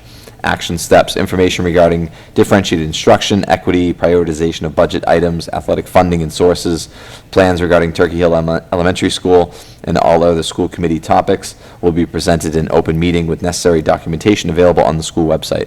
Benchmarks, minutes taken, and packed videos will be documented. This action. I'm just going to pat ourselves on the back and say, we did a great job in I think that the fact that the override passed and that the budget worked meant that people finally got behind us. And I think that part of that is because Dr. Burnham and Juliana and Annika did such a good job of constantly revising budgets. I also think that Carol did a really good job of duking it out with the powers that be. And I think that Peter and Carol, their presentation was not just content perfect, it was pitch perfect. You had the right people making the right appeals at the right time. So, I mean, when we were in the mud on the bus policy, I was like, this is never going to work. We're never going to get there. And then to have a budget override pass, I think that's proof that that's working and that it's doing a good job. I think the transparency is what got it done, the fact that we Absolutely. were very open about it. And we went through the budget line by line, we answered like the 100 questions, and I know it's irritating and it makes for very long meetings, but in the end, I mean, we went by the budget line by line, we pointed at everything, we knew, we were open with the community about what was happening and where the needs were, and I think that really is helpful, and it's also how government should work. Yeah. I think we need to be thoughtful about how to sustain this. Yeah. I think you're right. And I think that there's an opportunity potentially to add to it with, the topic that came up that I raised at our last meeting around agility when it comes to communications. And as issues come up, what can we do to ensure that accurate information is used in response to misunderstandings or misinformation? And I don't think that we have that agility right now, and I think we need to be thoughtful about how we can put that into place and into practice. So just a little background information for the committee. A couple of weeks ago, my team sat with the administrators for one of the local Facebook pages. And we talked about the challenges of misinformation being communicated, and we, I think, had a very good meeting, and seems to me that they feel comfortable that when they're seeing information that's being discussed, that they know that we're a resource, that they can reach out to us, and we can provide verification as to whether or not the information that is being discussed is accurate. So we're making a little bit of progress on that front as well. That means that the community views you as speaking with credibility, which I think is important. Well, I think it's also about trust. And I think our work over many years of trying to be transparent, being open and accessible, having meetings, responding to emails, taking phone calls, people start to understand that they can get their questions answered, and they start to trust that a bit, right? So I think it's a combination of things, but that takes time to establish. Someone new could come in to the role, and they're going to have to work to establish that trust and rapport and credibility all over again. But it can be done.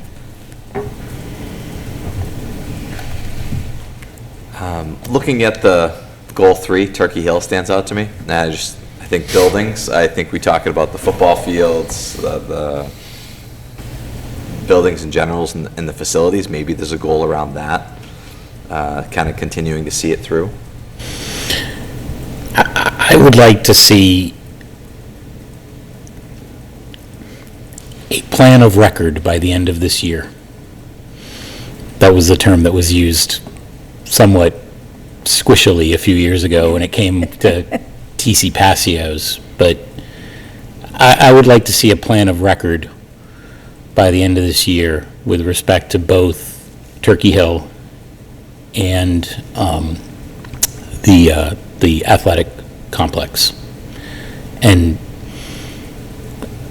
I'm not quite sure how to define what the record or the plan should be Well, at this working on a point, draft you know? on But what that means, does it need to be acknowledged by town meeting or something? I'm not really sure. But, and I'm not sure how feasible that would even be at this point. But I think that we need to drive to some sort of resolution on those two areas. I think you're right, and I think it's important that it be captured in public record. Liz Peterson is able to go back and verify what was agreed to when with transition of buildings back to town, so on and so forth, because it was recorded in the minutes. So getting the information and sharing it publicly, that can happen. But I think, honestly, part of the challenge, friend, is trying to find places where certain key information can live and be archived and be accessible. Because that's one of the challenges that we've had with turnover in key positions. Where are those records, right? So I think it's really critically important for the historical, yep, they're accessible, we can go find them.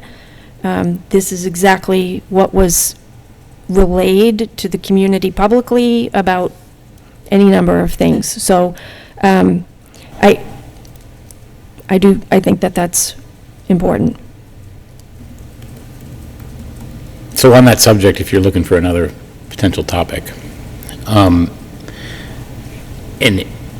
it's a very good segue when you talked about the archiving and continuity of information.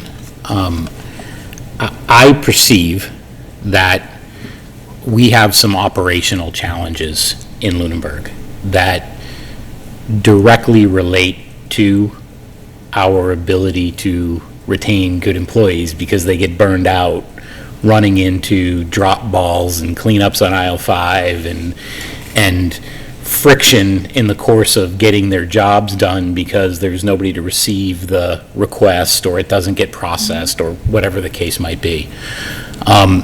There's a gentleman that spoke at last night's select board meeting, Logan O'Connell, who is a 2020 graduate of Lunenburg High School and is a very recent new employee of the town in the building department. And I would encourage people to go back and watch it. It's on YouTube. It's probably the most well thought out thing that's been said in a select board meeting in months. And his which is, I guess is not a high bar, but touche. Mr. O'Connell's comments were about process and documentation and what I would define, and continuity and quality at the end of the day. He didn't use that word, that's my word, but it was really about quality. And you know, this might not even be a one-year goal. This is a big thing, right? But when we're talking about being a good employer and delivering a quality product, those are the things that I think we need to be mindful of. And some of it's driven already by you know, statute and mandates and those kinds of things. But there are other things that we put into a policy, but I'm not really sure that the implementation of that policy is documented or the processes are clear. And so I'd like us to at least think about how we might be able to improve in that area. Do you think that's connected to finance? Would you consider that connected to finance? It could be. Because I'm wondering even if we can connect it back to budget and finance kind of. Yeah, thing. it could be. I mean, I view this as more operational than budget. Yeah.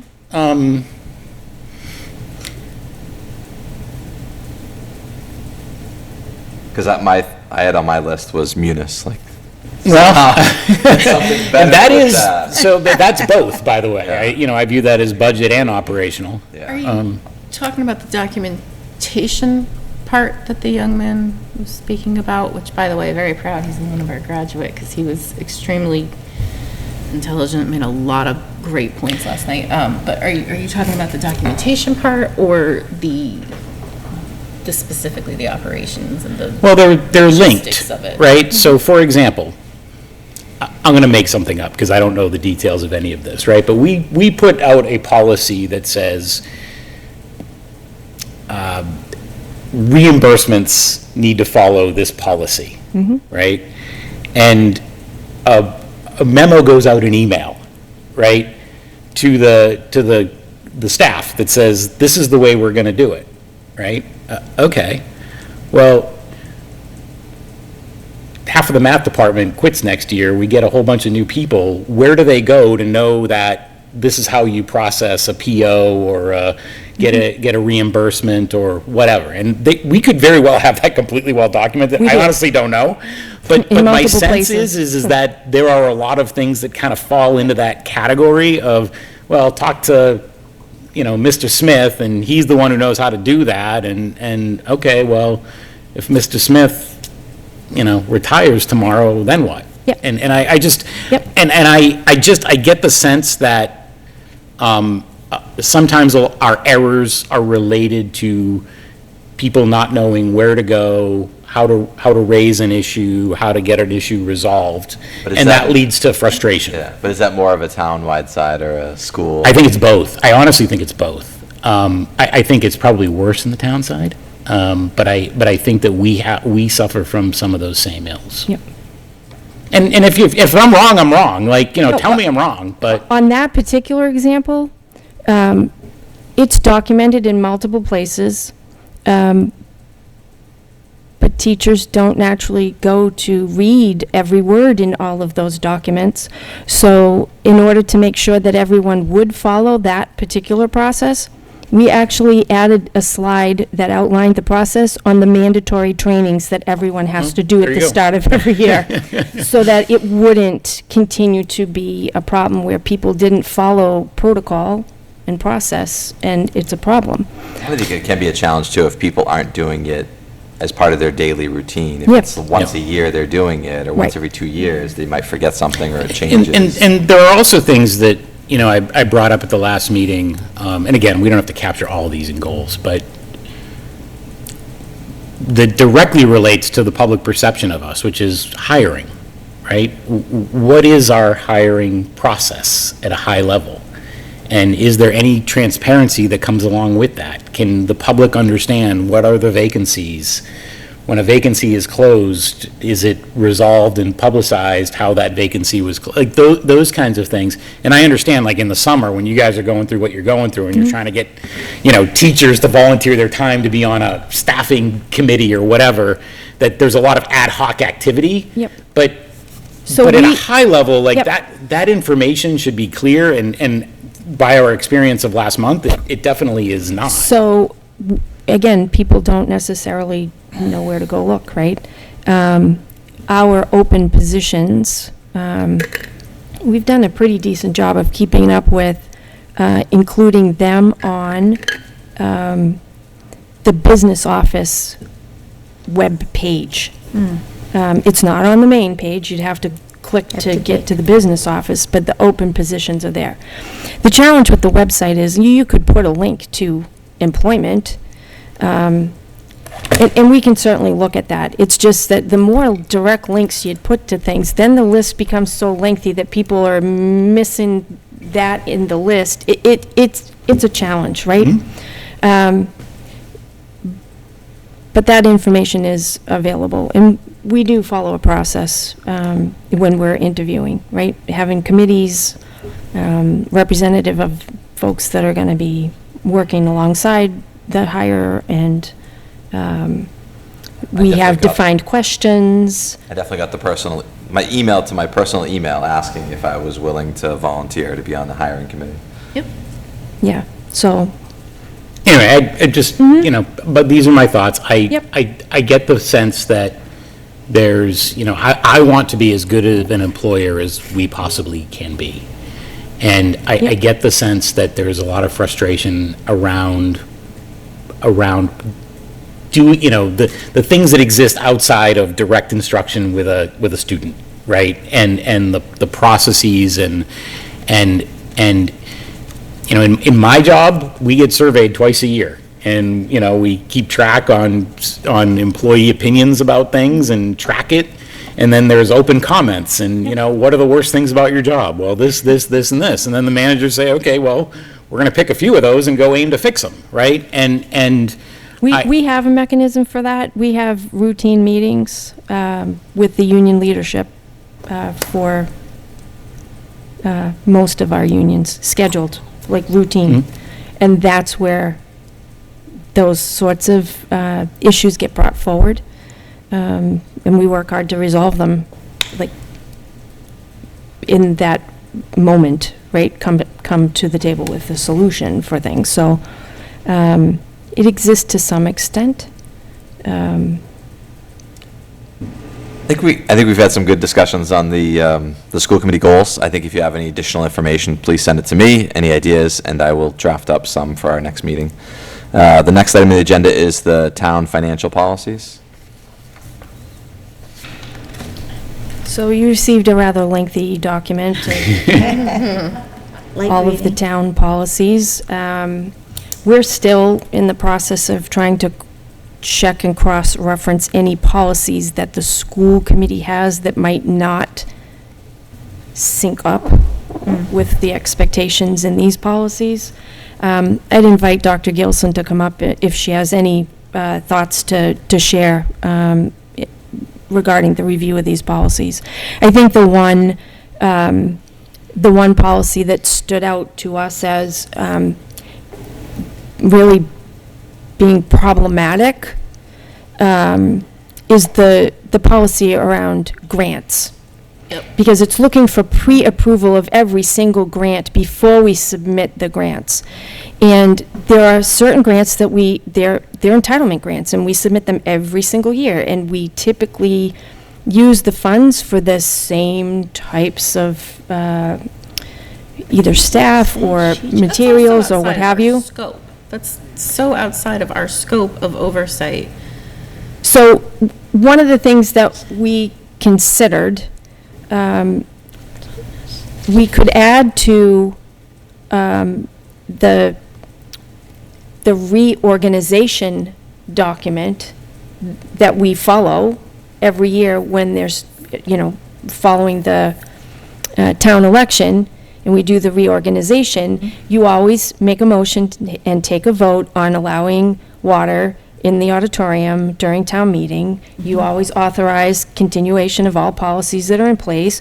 We could add a motion to authorize myself or designees to pursue any grants that would align with and further support the work that's outlined in the strategy, the goals, the school improvement plans, the SOA, the Student Opportunity Act plan that we have to submit to the state. Because basically that's what we do. We pursue any funding sources that further the work that we're trying to do. We also get Department of Public Health grants that our nurses oversee and execute. So for us to have, and sometimes the announcement of grants that are available at the Department of Ed, the turnaround time is sometimes, you got a deadline in 2 weeks. So for us to have to schedule a meeting that would have a quorum to get prior authorization in order for us to submit on a deadline, that can become very cumbersome. So that was one of the solutions that we thought that would make it pretty straightforward and simple, that annually, prior to the summer when the entitlement grant allocations come out and we have to draft and submit our grants to the state, that maybe it's a sort of overarching blanket authorization for us to pursue and submit all of those grants. Have these been adopted as the official No. policies? No. Because No.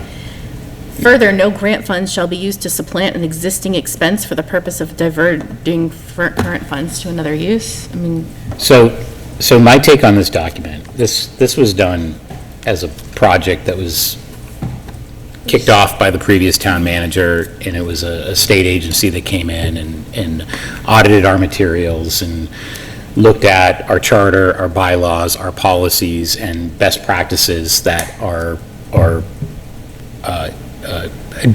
in place at the state level, and came up with this document. You see at the beginning, it is not a policy.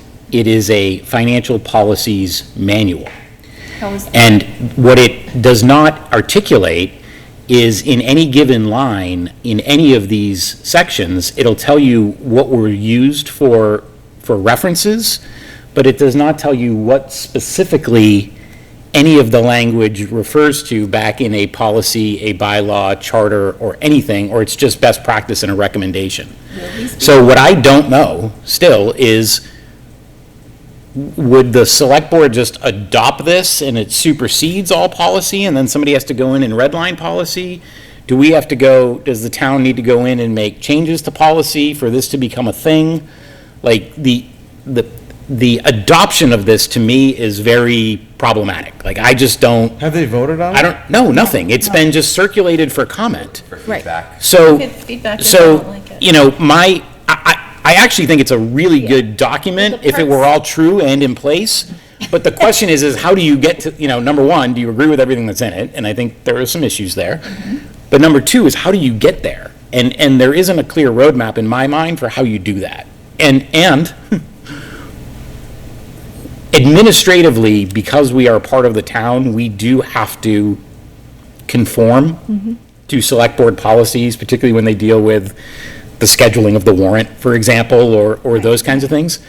But we are technically not, we are technically separate in terms of policies. So our own policies would need to be audited and adapted for this to be put in, for us to comply with it, right? So, and we don't know what any of that redlining it, we do not have a redline version of this to my knowledge, or a cited version of, what comes from where. So in my mind, this is it's a problematic document right now. Mr. Scalabrini? So, first of all, like, looking through this, when we first got it, I was like, why is this so big? And now that I realize that, like, no one's voted on this, this just seems like either, like, a bunch of suggestions or science fiction about how some outside auditor wants Lunenburg to work. If you read the details, most of it is rooted in our existing policy and bylaws and charter. Like, it does reflect how we do business in Lunenburg, but there is additional best practice in here We don't do. that we don't do, and it's not clear, like, what would actually need to be instituted in policy to get there, right? It doesn't Like, highlight what's So it doesn't highlight the changes. Here's the right? other thing. What purpose is there in us spending any time looking at this when we have Because some turmoil on select board and no town manager on a long-term basis? Because Well, I next, think the concern is if the select board does say pass this manual, If then they we have to pass it. follow it. now Yeah. sadly, we My can't apply initial for thought grants. would be, I appreciate the work that Dr. Burnham has done with this and Dr. Kilson, but maybe it's first giving the interim town manager the feedback of our concerns, maybe they can make changes, and if not, we have that backup plan. How does that sound? That works. Because I think you guys are the experts at what the concerns are, relay those to the interim town manager, and then we can go from there. But, like, just as a procedural question, if he's the interim town manager, does he have the authority to put these in place without the select board? No. No, The vote no, policy. the And if- select board has to. Okay, vote. so if he doesn't have authority and the current select board is somewhat contentious, are we? Regardless. And you never know if they'll vote it through. Is Okay. that a spite, All maybe? right, all right. Yeah, So we you should, don't know. we should No, at I least mean, put our, I'd comments on it. give them more credit than that. Yeah. I don't think that these are the issues that are contentious with the select board, you know, like, it, They're gonna look through yeah, this. yeah, and- I don't, Take some time, though. right.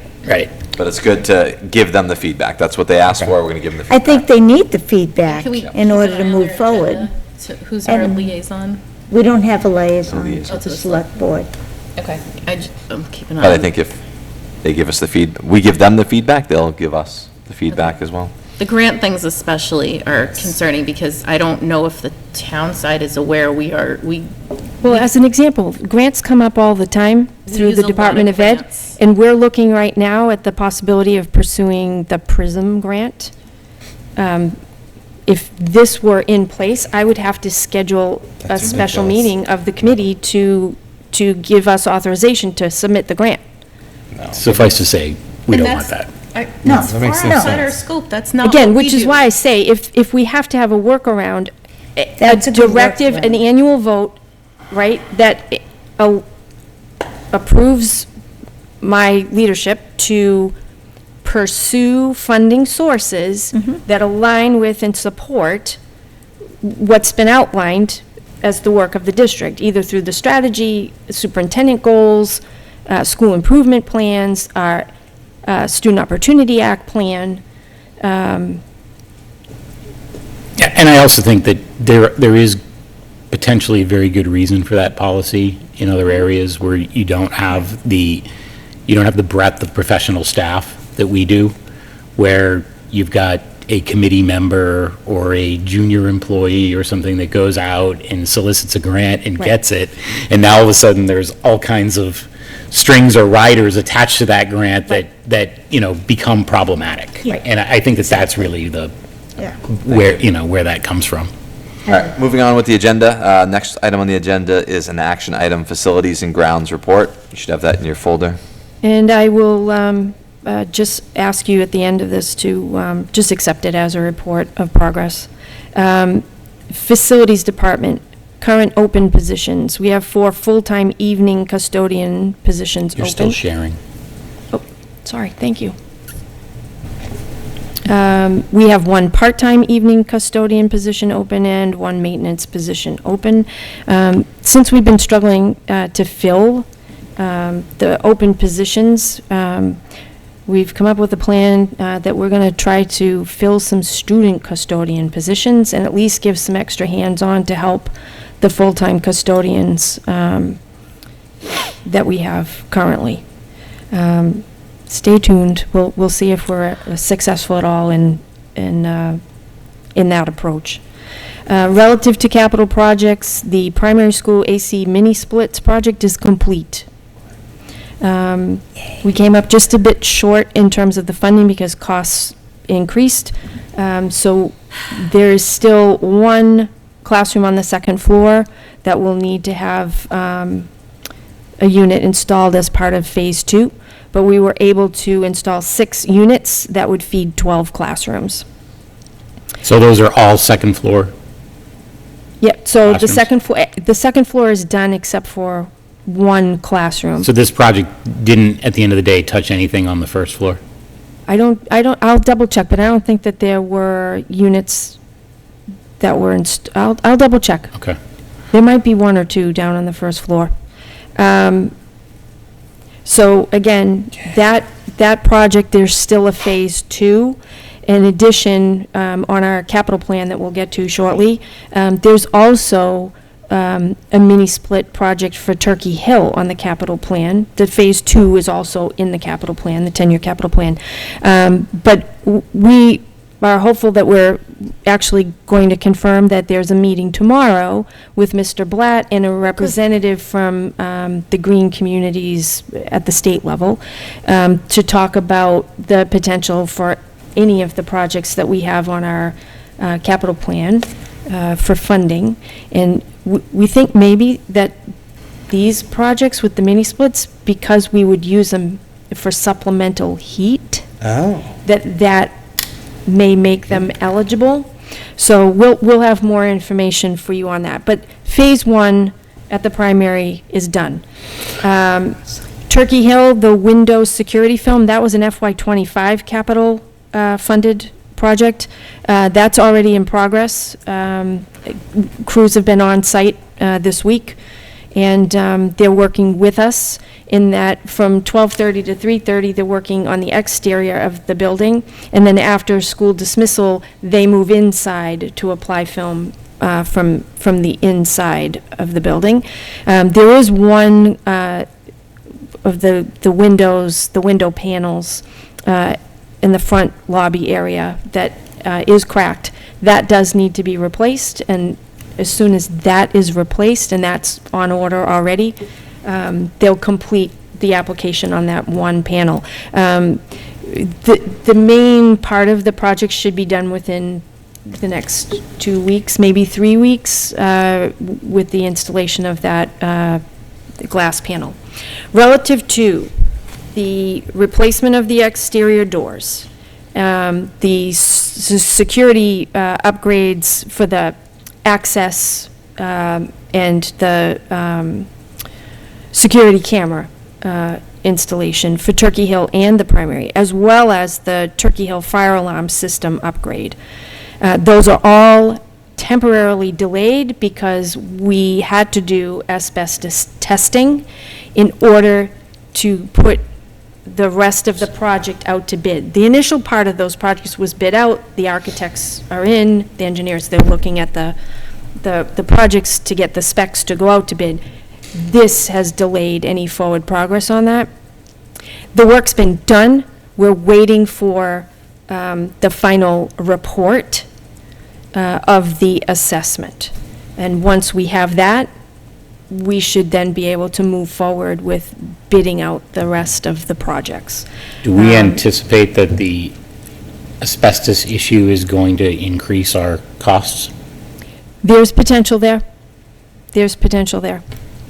We'll have to wait and see what they provide for information, and then what the engineers who are waiting on that information have to say about it. So stay tuned on that. Again, it's been frustrating to have this delay, but it's what needs to be done to make sure that it's done properly and safely. So one thought on this, and this is frustrating to me, as you know, I've already expressed that to you. We should try to ensure that the bid schedules of these are synchronized. And my reasoning for that is that these projects were approved separately on the capital plan. Yep. And if we're in a position where we need to work with the town manager, or the finance committee, and the capital planning committee to come to a resolution on, do we do none of them because the price came in too high? Do we do two and not a third? Like, those kinds of issues are going to need to get discussed. But if you only have one of the things, it becomes a kind of a non-starter in terms of looking at that based on the totality of the available funding. So most of those are hung up pending this report. Yep. And then, once we have that information, we'll be working with the architects to get the bid out the door for all of them. You said All of them. most of them are hung up waiting on the report. Which one isn't? The door replacement, the security access at Turkey Hill, the security access at the primary, and the fire alarm upgrades, replacement parts at Turkey Hill. There's no asbestos at the primary school. Okay. Right. That's, okay. But they're likely going to work in They're gonna bid tandem them together. It's the same to do project. that, to do those projects. The other thing that we've been tipped off by the architects, they highly suspect that for the security upgrade projects, because they're going to have to run wiring, and they're going to have ladders and clippings of wire and all of that, that they aren't going to want to work with us and clean up, right? Work with us, do work at night, clean up, have the kids in during the day. They will likely want an uninterrupted 6 to 8 week window where they can leave their ladders and they can clean up after they're done. We'll see what we get when it goes out to bid, but there is a possibility for those projects that may have to wait until June, because they're not going to work and do what they can during December break and then come back during February break, and then, whereas we can likely work with the vendors who are going to replace the doors, because we can do them over time. Is there any other questions or concerns about the facilities and grounds report? I'll look for a motion. I'd make a motion to accept the Facilities and Grounds report as presented. I'll second that. All in favor, say aye. Aye. All opposed? Thank you. Thank you, I appreciate these being monthly. Next item on the agenda is first read of the policies. We have student travel policy, chapter 766 policy, facilities policies. Oh, boy. I move to waive first reading of all of the above.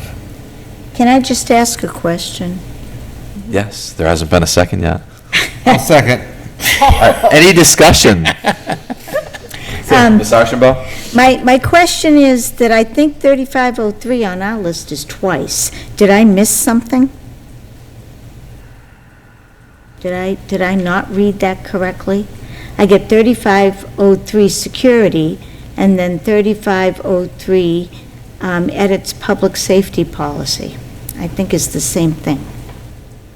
Something was twice, unless somebody caught it and fixed it. Copy of draft of edits. Yep. That, yeah. So there is a policy, 3503, that is security, and that speaks to doors and locking of doors. Yep, And then there is 350301, which is security cameras in the schools. right, but you have 3503 security, And then copy And of building. copy. and then on this list, and it's slightly different, and I'm just wondering why they're the same number.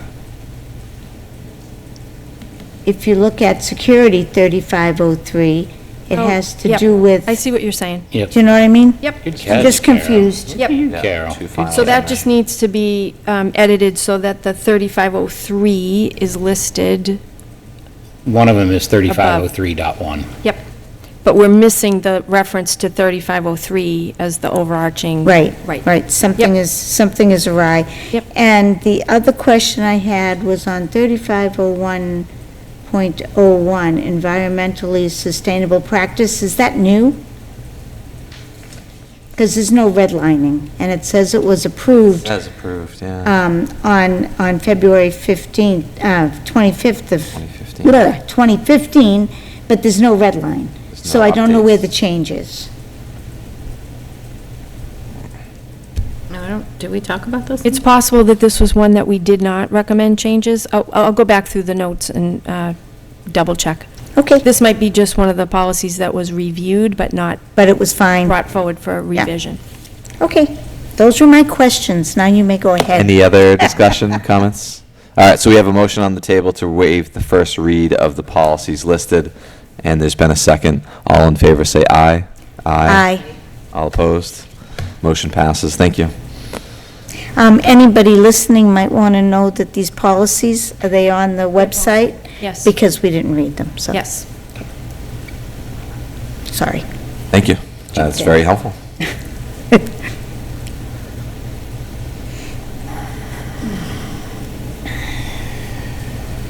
All right, next item on the agenda is a donation. So there are no donations this evening, but I'd like to be able to carry this as a standing item, not here under new business, but somewhere up above with approved line item transfers, warrants, et cetera. Because oftentimes, we will get information from the schools after an agenda has already gone to post that they have received a check from the PTO that they want accepted. So that way, if it's just a standing item, I can let you know that there are no donations or that we do have donations, and then we can accept them and then not have to worry about revising agendas if something comes in late. Thank you. Next item on the agenda is old business, action item FY26 draft capital plan. So I did survey the members of the committee to get their thoughts on priority rankings for each of the projects that you wanted listed under FY26. And I provided you some analysis with mean, median, and mode. Good job, good job. This is what happens when the chair is the math teacher. I enjoyed it. And I just left the last slide Wait, is that blank. the last slide? So this is slide 49 is the, so that we can, I can just make some notes about what the Prioritization. committee decides relative to priority ranking. Yeah, so going by, I guess I'm going to try to take the lead on this one. So going by the median and the mean, they both, number one was the driveway primary school, $30,000. So I would say potentially, and it had the mode as well, number one. So I would potentially start that if we could do a rough draft of a list and then kind of go from there and have a discussion. okay, what's mode? Mode is the most often. Thank you. Okay. For the people out there. All right, yes, for the people out Right, there. go for We're it. doing a math lesson. You're teaching us one way or the other. Mode begins with M-O, and most begins with M-O, Okay. so that's a Thank good you, way to Brian. I remember. went to Wikipedia after our last meeting, but I didn't have time today. Good one. And mean is the average. Mean is the average, Average. median is the middle number, so when you Okay. list all 5 of ours, which one was in the middle? Yeah. So it really, statistically, we're really close. So same thing for the second one, the mean and the median were the same. For the second ranking was the playground at the primary school, $30,000 as well. Oh, wow. Didn't show up as the mode the most often. The most often was a It was 3. interesting. And it was interesting, the hot water tank actually was, mode was 2. So that might be a discussion too, whether we move the hot water tank, but the hot water tank and the hot water tank was the next on the mean, and also it was up there on the median, tied for the second in the median. So I think those are kind of interchangeable, but I think we could go by the mean, it's still pretty close. Hot water tank was then the third. Third, yeah. Can I just say, Turkey Hill, $20,000. Mr. Jarrett, something about Yes. that playground? If there is a close call in the ranking, I think we should favor doing the project that would alleviate the worst possible liability for the district. And the playground remodel would be that. I think that's the discussions I think we should have if we want to move stuff around. And again, I would also go back to the capital planning committee will also make their rankings and finalize it, and the town manager as well. So it's, unfortunately, it's not fully up to us, but we can at least send out recommendations. I feel like the driveway does need to come before the playground. I do Yeah. too, Though I would hate to put that much money into the playground, to move it. To move only it, to have to exactly. move it. I think they gotta go together. In my mind, it's 1-2. Yeah. All right, so then the next one was the hot water tank. So we had 3 was hot water tank. It's gonna After dry. that, we're looking at, and again, it's either or, the mean versus median, and this one was really close. The generator at the primary school and the safety film at the primary school. Can I I would- ask, oh, sorry. Yeah, Ms. Archambault? Why is there a dash under mode? There wasn't a mode. There was So no if there's most. not a number that's most often, it doesn't have a mode. Oh, well, see, there you go. We're all Who learning. knew? Okay.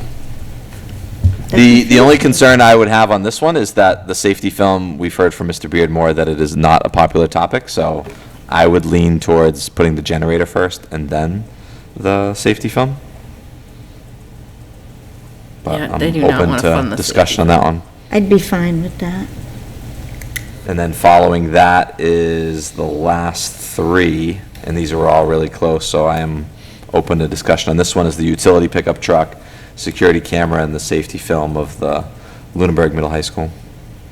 I don't think they're gonna wanna fund the utility pickup with plow. I don't think it's gonna sell well.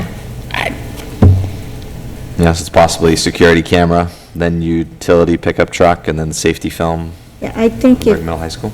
the security camera server is out of its time, then I think that probably should go, yeah. Ahead of safety film and utility pickup truck. You refresh my memory on, this is a existing server today that we're just routing existing cameras back to that server, or does this relate to the cameras that we're looking to install as part of these other capital planning projects? I can't recall exactly if they're connected or not.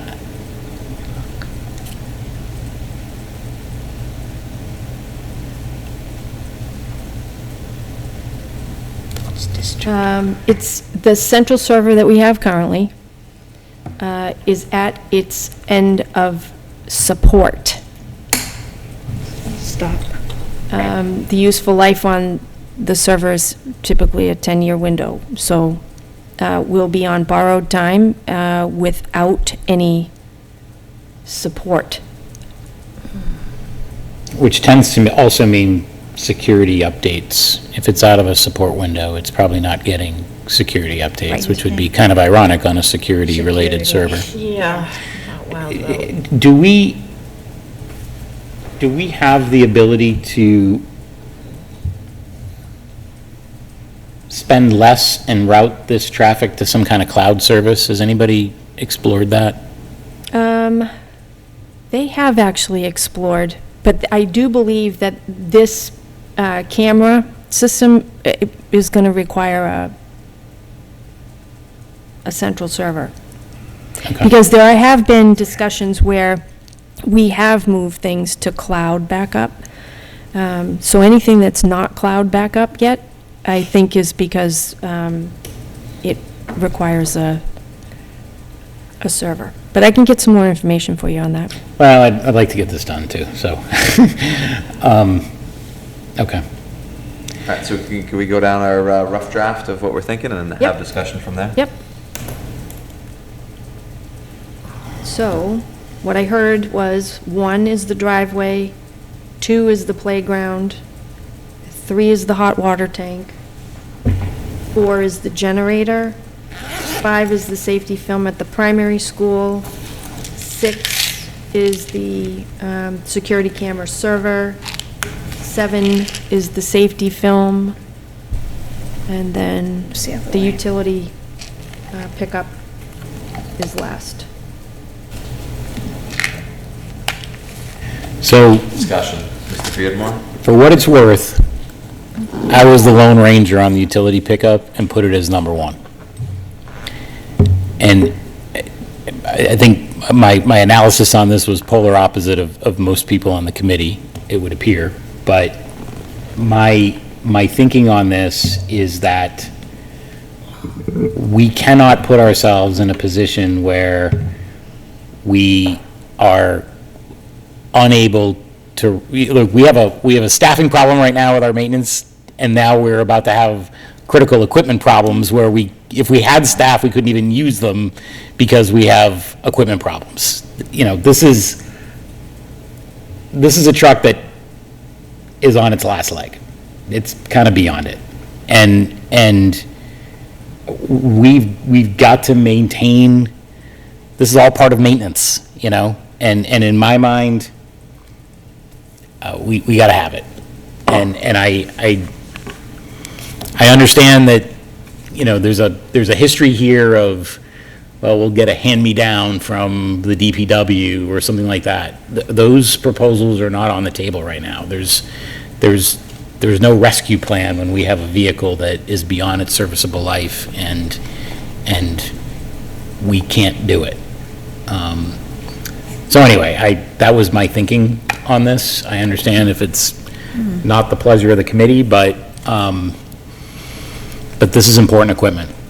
Why can't we talk to the DPW about a hand-me-down truck? Because they don't have any hand-me-downs? Because we're pressuring them to extend the life of their vehicles as They don't well, have and trucks either. they've got vehicles that are, you know, long in the tooth as well. See, my concern on that and why I did not rate it high was that all this discussion about everybody's all gonna sing kumbaya and work together. And some, you know, they want us, I didn't think it would get through capital planning. I don't think it's the year for it. And that was why I didn't do that. I agree that it is a vital piece of equipment, but I didn't think it was gonna get through capital planning. Yeah, I'd also worry about vehicles. I don't know what historically has been in the past of accepting vehicles, but I feel like sometimes they just don't We just, support vehicles on the capital plan. we got one. Now, I mean, we are funding vehicles, you Yeah, know, I mean, We just and we just did one. Yeah, Yeah. we just got We one. just got one, Yeah, I agree. I don't think it's gonna fly this year because because we got one. sharing resources is the seems to be a focus, so I don't think it's going to get passed, which is why I rated it lower. I'm trying to think about what we can sell and what we can get. Although I do agree, we're going to need another pickup truck. Mr. Scolambrini? One thing that Ezekiel from the town has talked about in the budget task force, and he's been awesome, like really, really great, is trying to figure out ways to save money by sharing costs and expenses and procedures between both the town and the school. I would be shocked if there's no proposal from the budget task force that doesn't involve some pooling of vehicles. And so if we put that as our number one, and then, the budget task force comes out and says like, well, why don't you guys pool these? Then it's like we kind of wasted our shot. So that is the only concern I would have and why I didn't rank it highly. But I think that you're right in the sense that if we don't, we need to do everything we can to shore up the maintenance and upkeep of the buildings while we have a staffing shortage. And this is an easy way to do that. But I'm just concerned that we'll put all of our eggs in that basket, and then the budget task force will come up with some plan about how to pool resources and pull that out from under us. And I look at it too, is that the capital planning committee is going to make their own judgment too on this after hearing from the superintendent. I think a lot of times maybe we look at it from an educational standpoint too. It's like, you see the playground, it definitely needs to be replaced, but you don't want to replace it before you replace the driveway and figure out where the location is too. So I feel like there's a lot of planning going with those two. And I think that the driveway is a request that public safety will be behind as well. That driveway is too narrow, and it is a hazard, and we really... It's impossible. I was there the day that the fire alarm went off at bus time, and that was... and the kids ran, and it was a nightmare, That's because chaos. Nobody could get through, and parents were... There's no doubt that we got to deal with that. I'm happy with these priorities. Any other discussion on the order? I will bring up that I was the number one on the security camera, because if the security camera can't secure, what is the point? So, that is why I did that. I mean, if it no longer is receiving any upgrades, what kind of good is that? What that means is that it's more vulnerable, right? So the server is going to continue to run. The server will still run. It's still operating, but when it ends the end of its support period, What happens? typically a manufacturer is no longer sending security updates for the firmware or the operating system of that particular server. So when vulnerabilities are discovered, the kind of things that hackers go after that they're sending, those vulnerabilities are not patched, and the server becomes more vulnerable, right? So there's literally millions of servers out there that are out of tolerance, right? Like, that's why we run into security problems all the time. So My thought was looking at the list, I wanted to double check, but I'm like, the next one that would bump would be the safety film in the primary school. And I feel like I would prefer to have the safety film in the primary school than the security camera server at this point. That was my thought. Can you read the list again, Brian? Dr. Burnham? In order, Yep. driveway, That was the other way, the bottom. playground, hot water tank, generator, safety film at the primary, security camera server, safety film at the middle high school, and utility pickup with a plow. I'm happy with that. Any other discussion? Do we need to make a motion on this one? I'm going to check.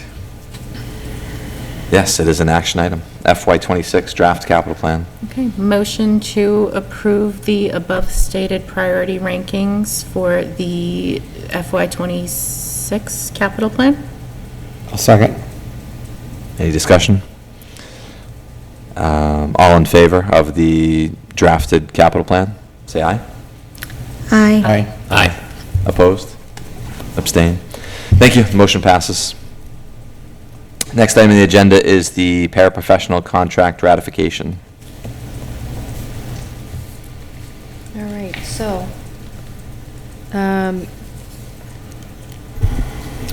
you have before you an MOU. The only challenge is that what was provided to us Can we, by the union references a 3-year agreement. Right. And it's not a 3-year agreement, it's a 1-year agreement. that was my one question. I tried to reach out to the union representative to verify that what they all ratified on Tuesday last week was a 1-year agreement, because that was what was agreed to in our last session. Right. So it does state the dates Yep. correctly. So Yeah, I think just- it's more of a typo, and we can do a Yeah. motion with the edit revision. There was no confusion over this No. with the negotiating team. It was Like, clear. it was, My thought is if the association clear. needs to go back and vote again, they can go back and vote again, but our My, vote. can my be guess is back. that I'll be able to confirm that they Modification. voted a 1-year plan, and we just need to edit this before it's signed. okay. Yes. That's fine. And this agreement was also provided to the town manager for review, who is also on the meeting tonight to vote. I don't know if other members of the bargaining team want to offer any additional comment. Yeah, I'll comment. I've been on the school committee for 2 years, and this is the third collective bargaining agreement that I've negotiated. And they've all been pretty different. This was probably not the easiest one that we've done, but it has been probably the most professional and overall inspiring negotiation that we've gone through. The negotiating team for the paraprofessionals union brought forth a number of asks, all of which I think we agreed were very well thought out and reasonable, mostly language-related things that, we ultimately adopted in the language, or worked through some logistical issues to make sure that they were, in fact, workable. And fair. And I think that there was a real partnership throughout that negotiation, that this needed to be something that was fair and respectful, not only of the paraprofessionals themselves, but also the importance of the job that they do and the criticality of their role to our operation. The one area that I think we all have come to realize is that there, just like we were talking about across the board in terms of our overall salary schedules, there's a real challenge there, based on what is a living wage, depending upon how you define that. The availability of hours, this is not a full-time year-round job. And comparative salaries and hourly rates of paraprofessionals in other school districts that are drawing our people away. And so retention became a very important topic. What we came to realize was that we could not financially meet their ask over a 3-year period without putting ourselves in a financial straitjacket, really, when it comes to out budget years in '26 and '27. And so, as a result of that, what we agreed to was a 1-year contract at what I consider to be a very modest raise, at 4%,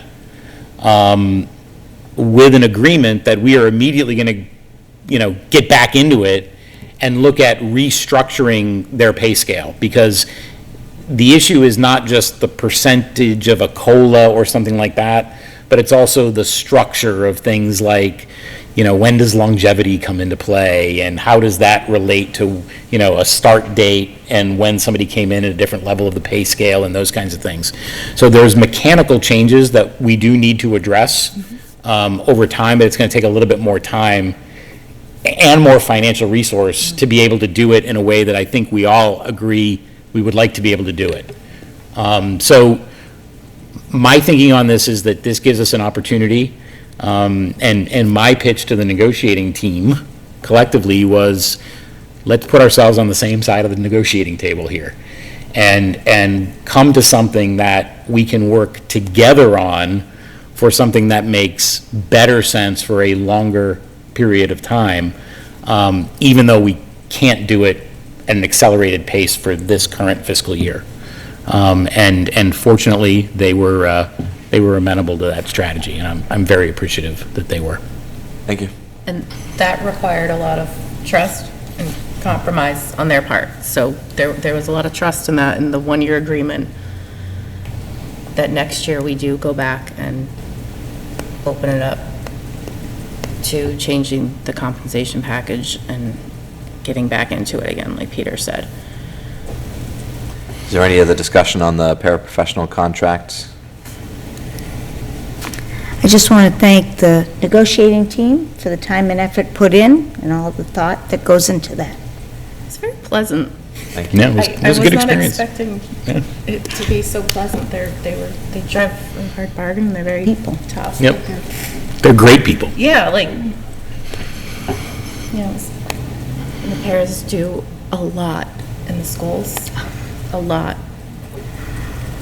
All right, so I'll look for a motion to ratify the paraprofessional contract for 1 year, as proposed. Motion to ratify the paraprofessional contract for 1 year. Second. Any discussion? All those in favor, say aye. Aye. Opposed? Abstain? Thank Should you. should this be a roll call vote because Mr. Terenzini needs to cast a vote? Oh, yeah, sorry, yeah, okay. we have to actually have, roll call vote. Dr. Burnham? Mr. Terenzini? Aye. That was an aye. Yes. Mrs. Brzezowski? Aye. Mr. Beardmore? Aye. Mrs. Archambault? Aye. Mr. Schoolambrini? Aye. And Mr. Leighton? Aye. Thank you. Good catch. Next item on the agenda is a discussion, CEP update. Yeah, you might remember that Nadine Lorenzen came before you back in June, I believe, and gave you some information that we thought that Turkey Hill was going to be eligible for this and we would move forward. But in the end, Turkey Hill was in fact not yet eligible. So we just wanted to provide that update that it's status quo. Thank you. Any questions or concerns? Thank you for the update on that. I was wondering. All right, next item on the agenda is reports. We can just go down the line if you have any reports. Yeah. Oh, we got nothing. I have several. The Athletic Advisory Committee met last night. We approved several fundraisers that I need to put into a memorandum to the superintendent, and I'll copy the members of the school committee. We also discussed going to a different meeting format. So rather than a meeting every season, where it's very difficult to figure out who are the right people to be there, what are the relevant sports, can we get them there on the right night? Oh, somebody's got, field hockey had a pasta dinner last night and couldn't be there. That we were going to do an annual live meeting that would include a student representative, faculty member, as outlined in the policy, and really be a reflection of needs and asks and wants from the athletics community, and that we believe that we need to go to a different system for approving fundraisers, which would effectively be mostly driven via email, and left to myself or whoever the school committee representative is and the athletic director to approve and inform. That will require a policy change, which I will be bringing shortly as a proposal. The Capital Planning Committee met a few weeks ago to discuss our calendar and asks of department heads in terms of sort of a compulsory requirements for the presentations that they bring forth. I met with Mr. Terenzini a couple of times over the last couple of weeks to discuss that, and we'll be bringing forth a proposed schedule, literally within the next couple of days. And the town manager selection committee is due to meet next week to discuss proposals for a recruiting firm. We have bids are out and I think are just due now, and we'll be looking at those and discussing them. The Finance Committee and Select Board approved a $15,000 transfer from the reserve account to fund to fund a selection or a recruiting firm to assist us in this process. So now we're going through the acquisition process to get it going. Thank you.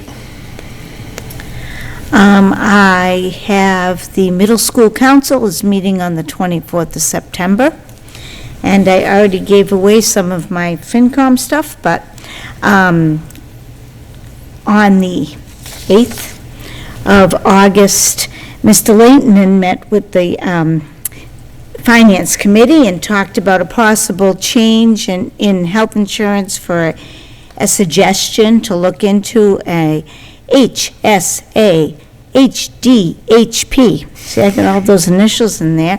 In other words, a high deductible health program. And they had a lot of questions and they were interested.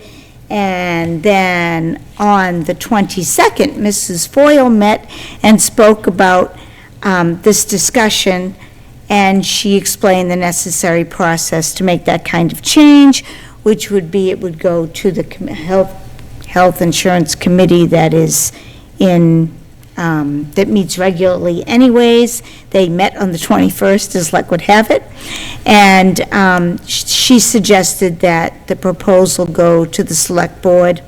So I assume that's what it's going to happen to that. Yeah, it's just waiting on the Select Board and the interim town manager, see if it proceeds.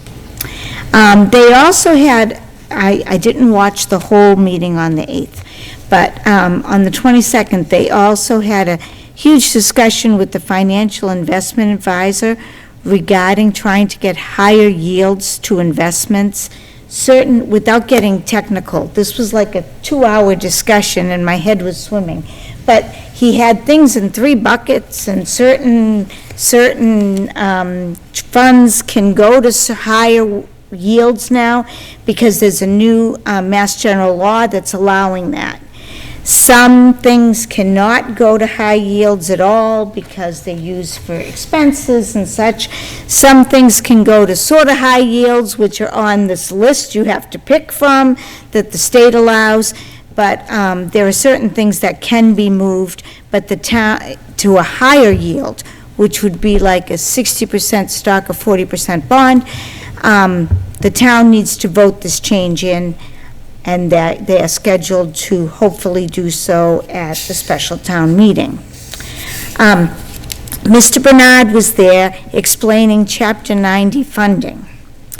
Currently, in his account, there's $2.4 million, but there is much work that is underway. So after that work is underway, is paid off, there is $1.6 million available for future funding.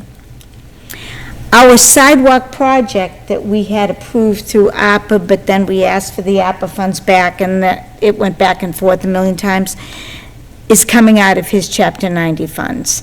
And it is twice as expensive as the quote he gave me. So anyways, but that project is underway. The engineering is being done currently, and then once the engineering is complete, that will go through. So I was glad to hear that.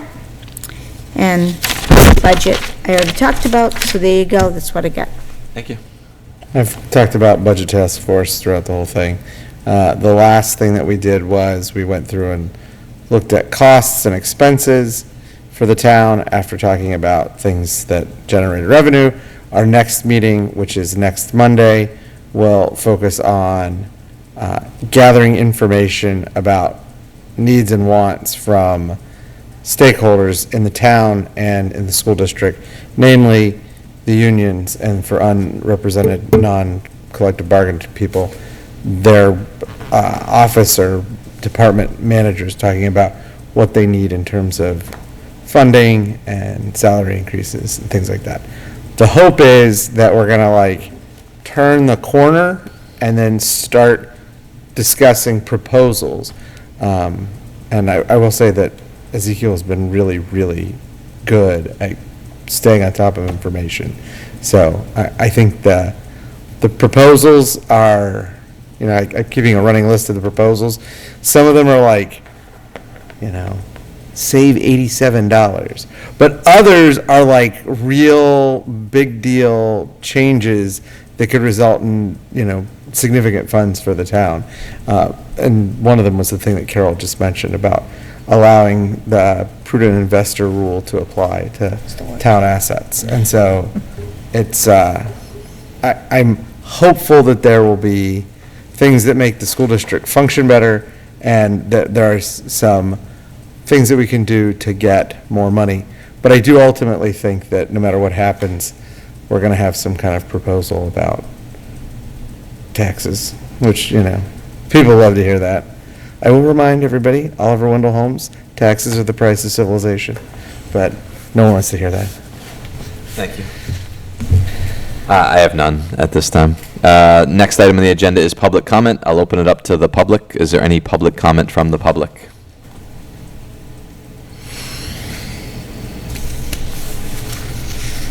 Seeing none, I'll open it up to public comment from the committee.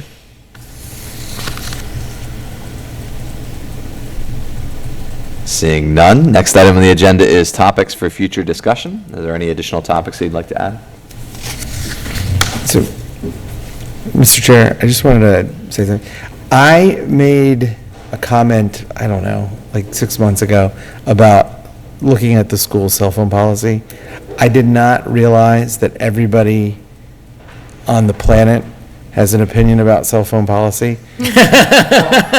So I would say you can always bring it to policy and bring it back to us, right? It is coming, See and if I just wanted to there's, prepare. I would like to talk about it. If there's actually something that gets done at the school committee. I imagine that there will be, this is the only thing anybody's ever reached out to me for, ever. Not even the budget. So like, I don't know why everybody's fired up about this, but I think that and it's obviously not ready yet, but I think that we should probably have a discussion item on an agenda later on down the line. Literally dozens of people. Like, I don't even know. More of a discussion. Correct. Guide policy. Correct. I think because the problem is, there are strongly held beliefs on both sides, and they're not And we resolvable. could get Dr. Brenham to bring in some people to have that discussion with us. too. Yes, that'd be great. Thank you. Any other future topics for discussion?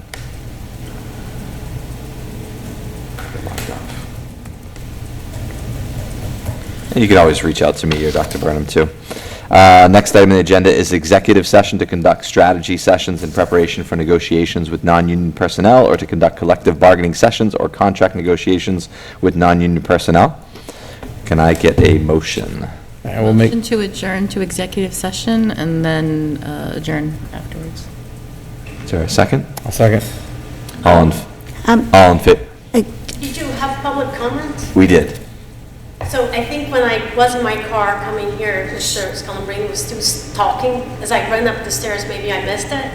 Is there any chance that public comment can be made? If I can get a motion to reconsider. Withdraw my motion to adjourn. Motion, thank you. Motion to allow public comment. Is there a second? I'll second. All in favor, say aye. Aye. All right. Public comment is now open. Well, thank you. Anna Lockwood, 91 Main Street. You guys are so lucky I was driving home from work. And I literally pulled up front as Mr. Scalabrini was giving his report. I checked the agenda. I was like, perfect timing for public comment. But I started listening when you guys were finishing up the conversation about capital plan. I do I like the order that you guys had, everything, including in particular that truck coming last. And I'll tell you why, and actually I'm gonna try to actually tell you something that I think it's more doable. I was just at the Hanover a couple weeks ago around lunchtime, and there was a DPW truck parked there, just the kind of truck you guys want, with a little, the built-in into the bed with the, the utility boxes. But it had already some rust on the thing, and it has the plow adjustments. So what I think it would be a really good, I understand, getting hand-me-downs and all, but when you're buying a brand-new truck, the truck is getting a lot more use for the life they will have if you start using where it will get a lot of miles from. So if we start new trucks on the DPW, we can even start talking about schedule, like, trucks after so many years, they are up for grabs by the school. That will force the town to then give the DPW a new truck. But, knowing that we have Chapter 90 funds of the tune of 1.6 million, maybe this next round, we can suggest the DPW in capital plan to fund their loader and a new truck for them and pass that truck down to the schools, because I think, it's necessary.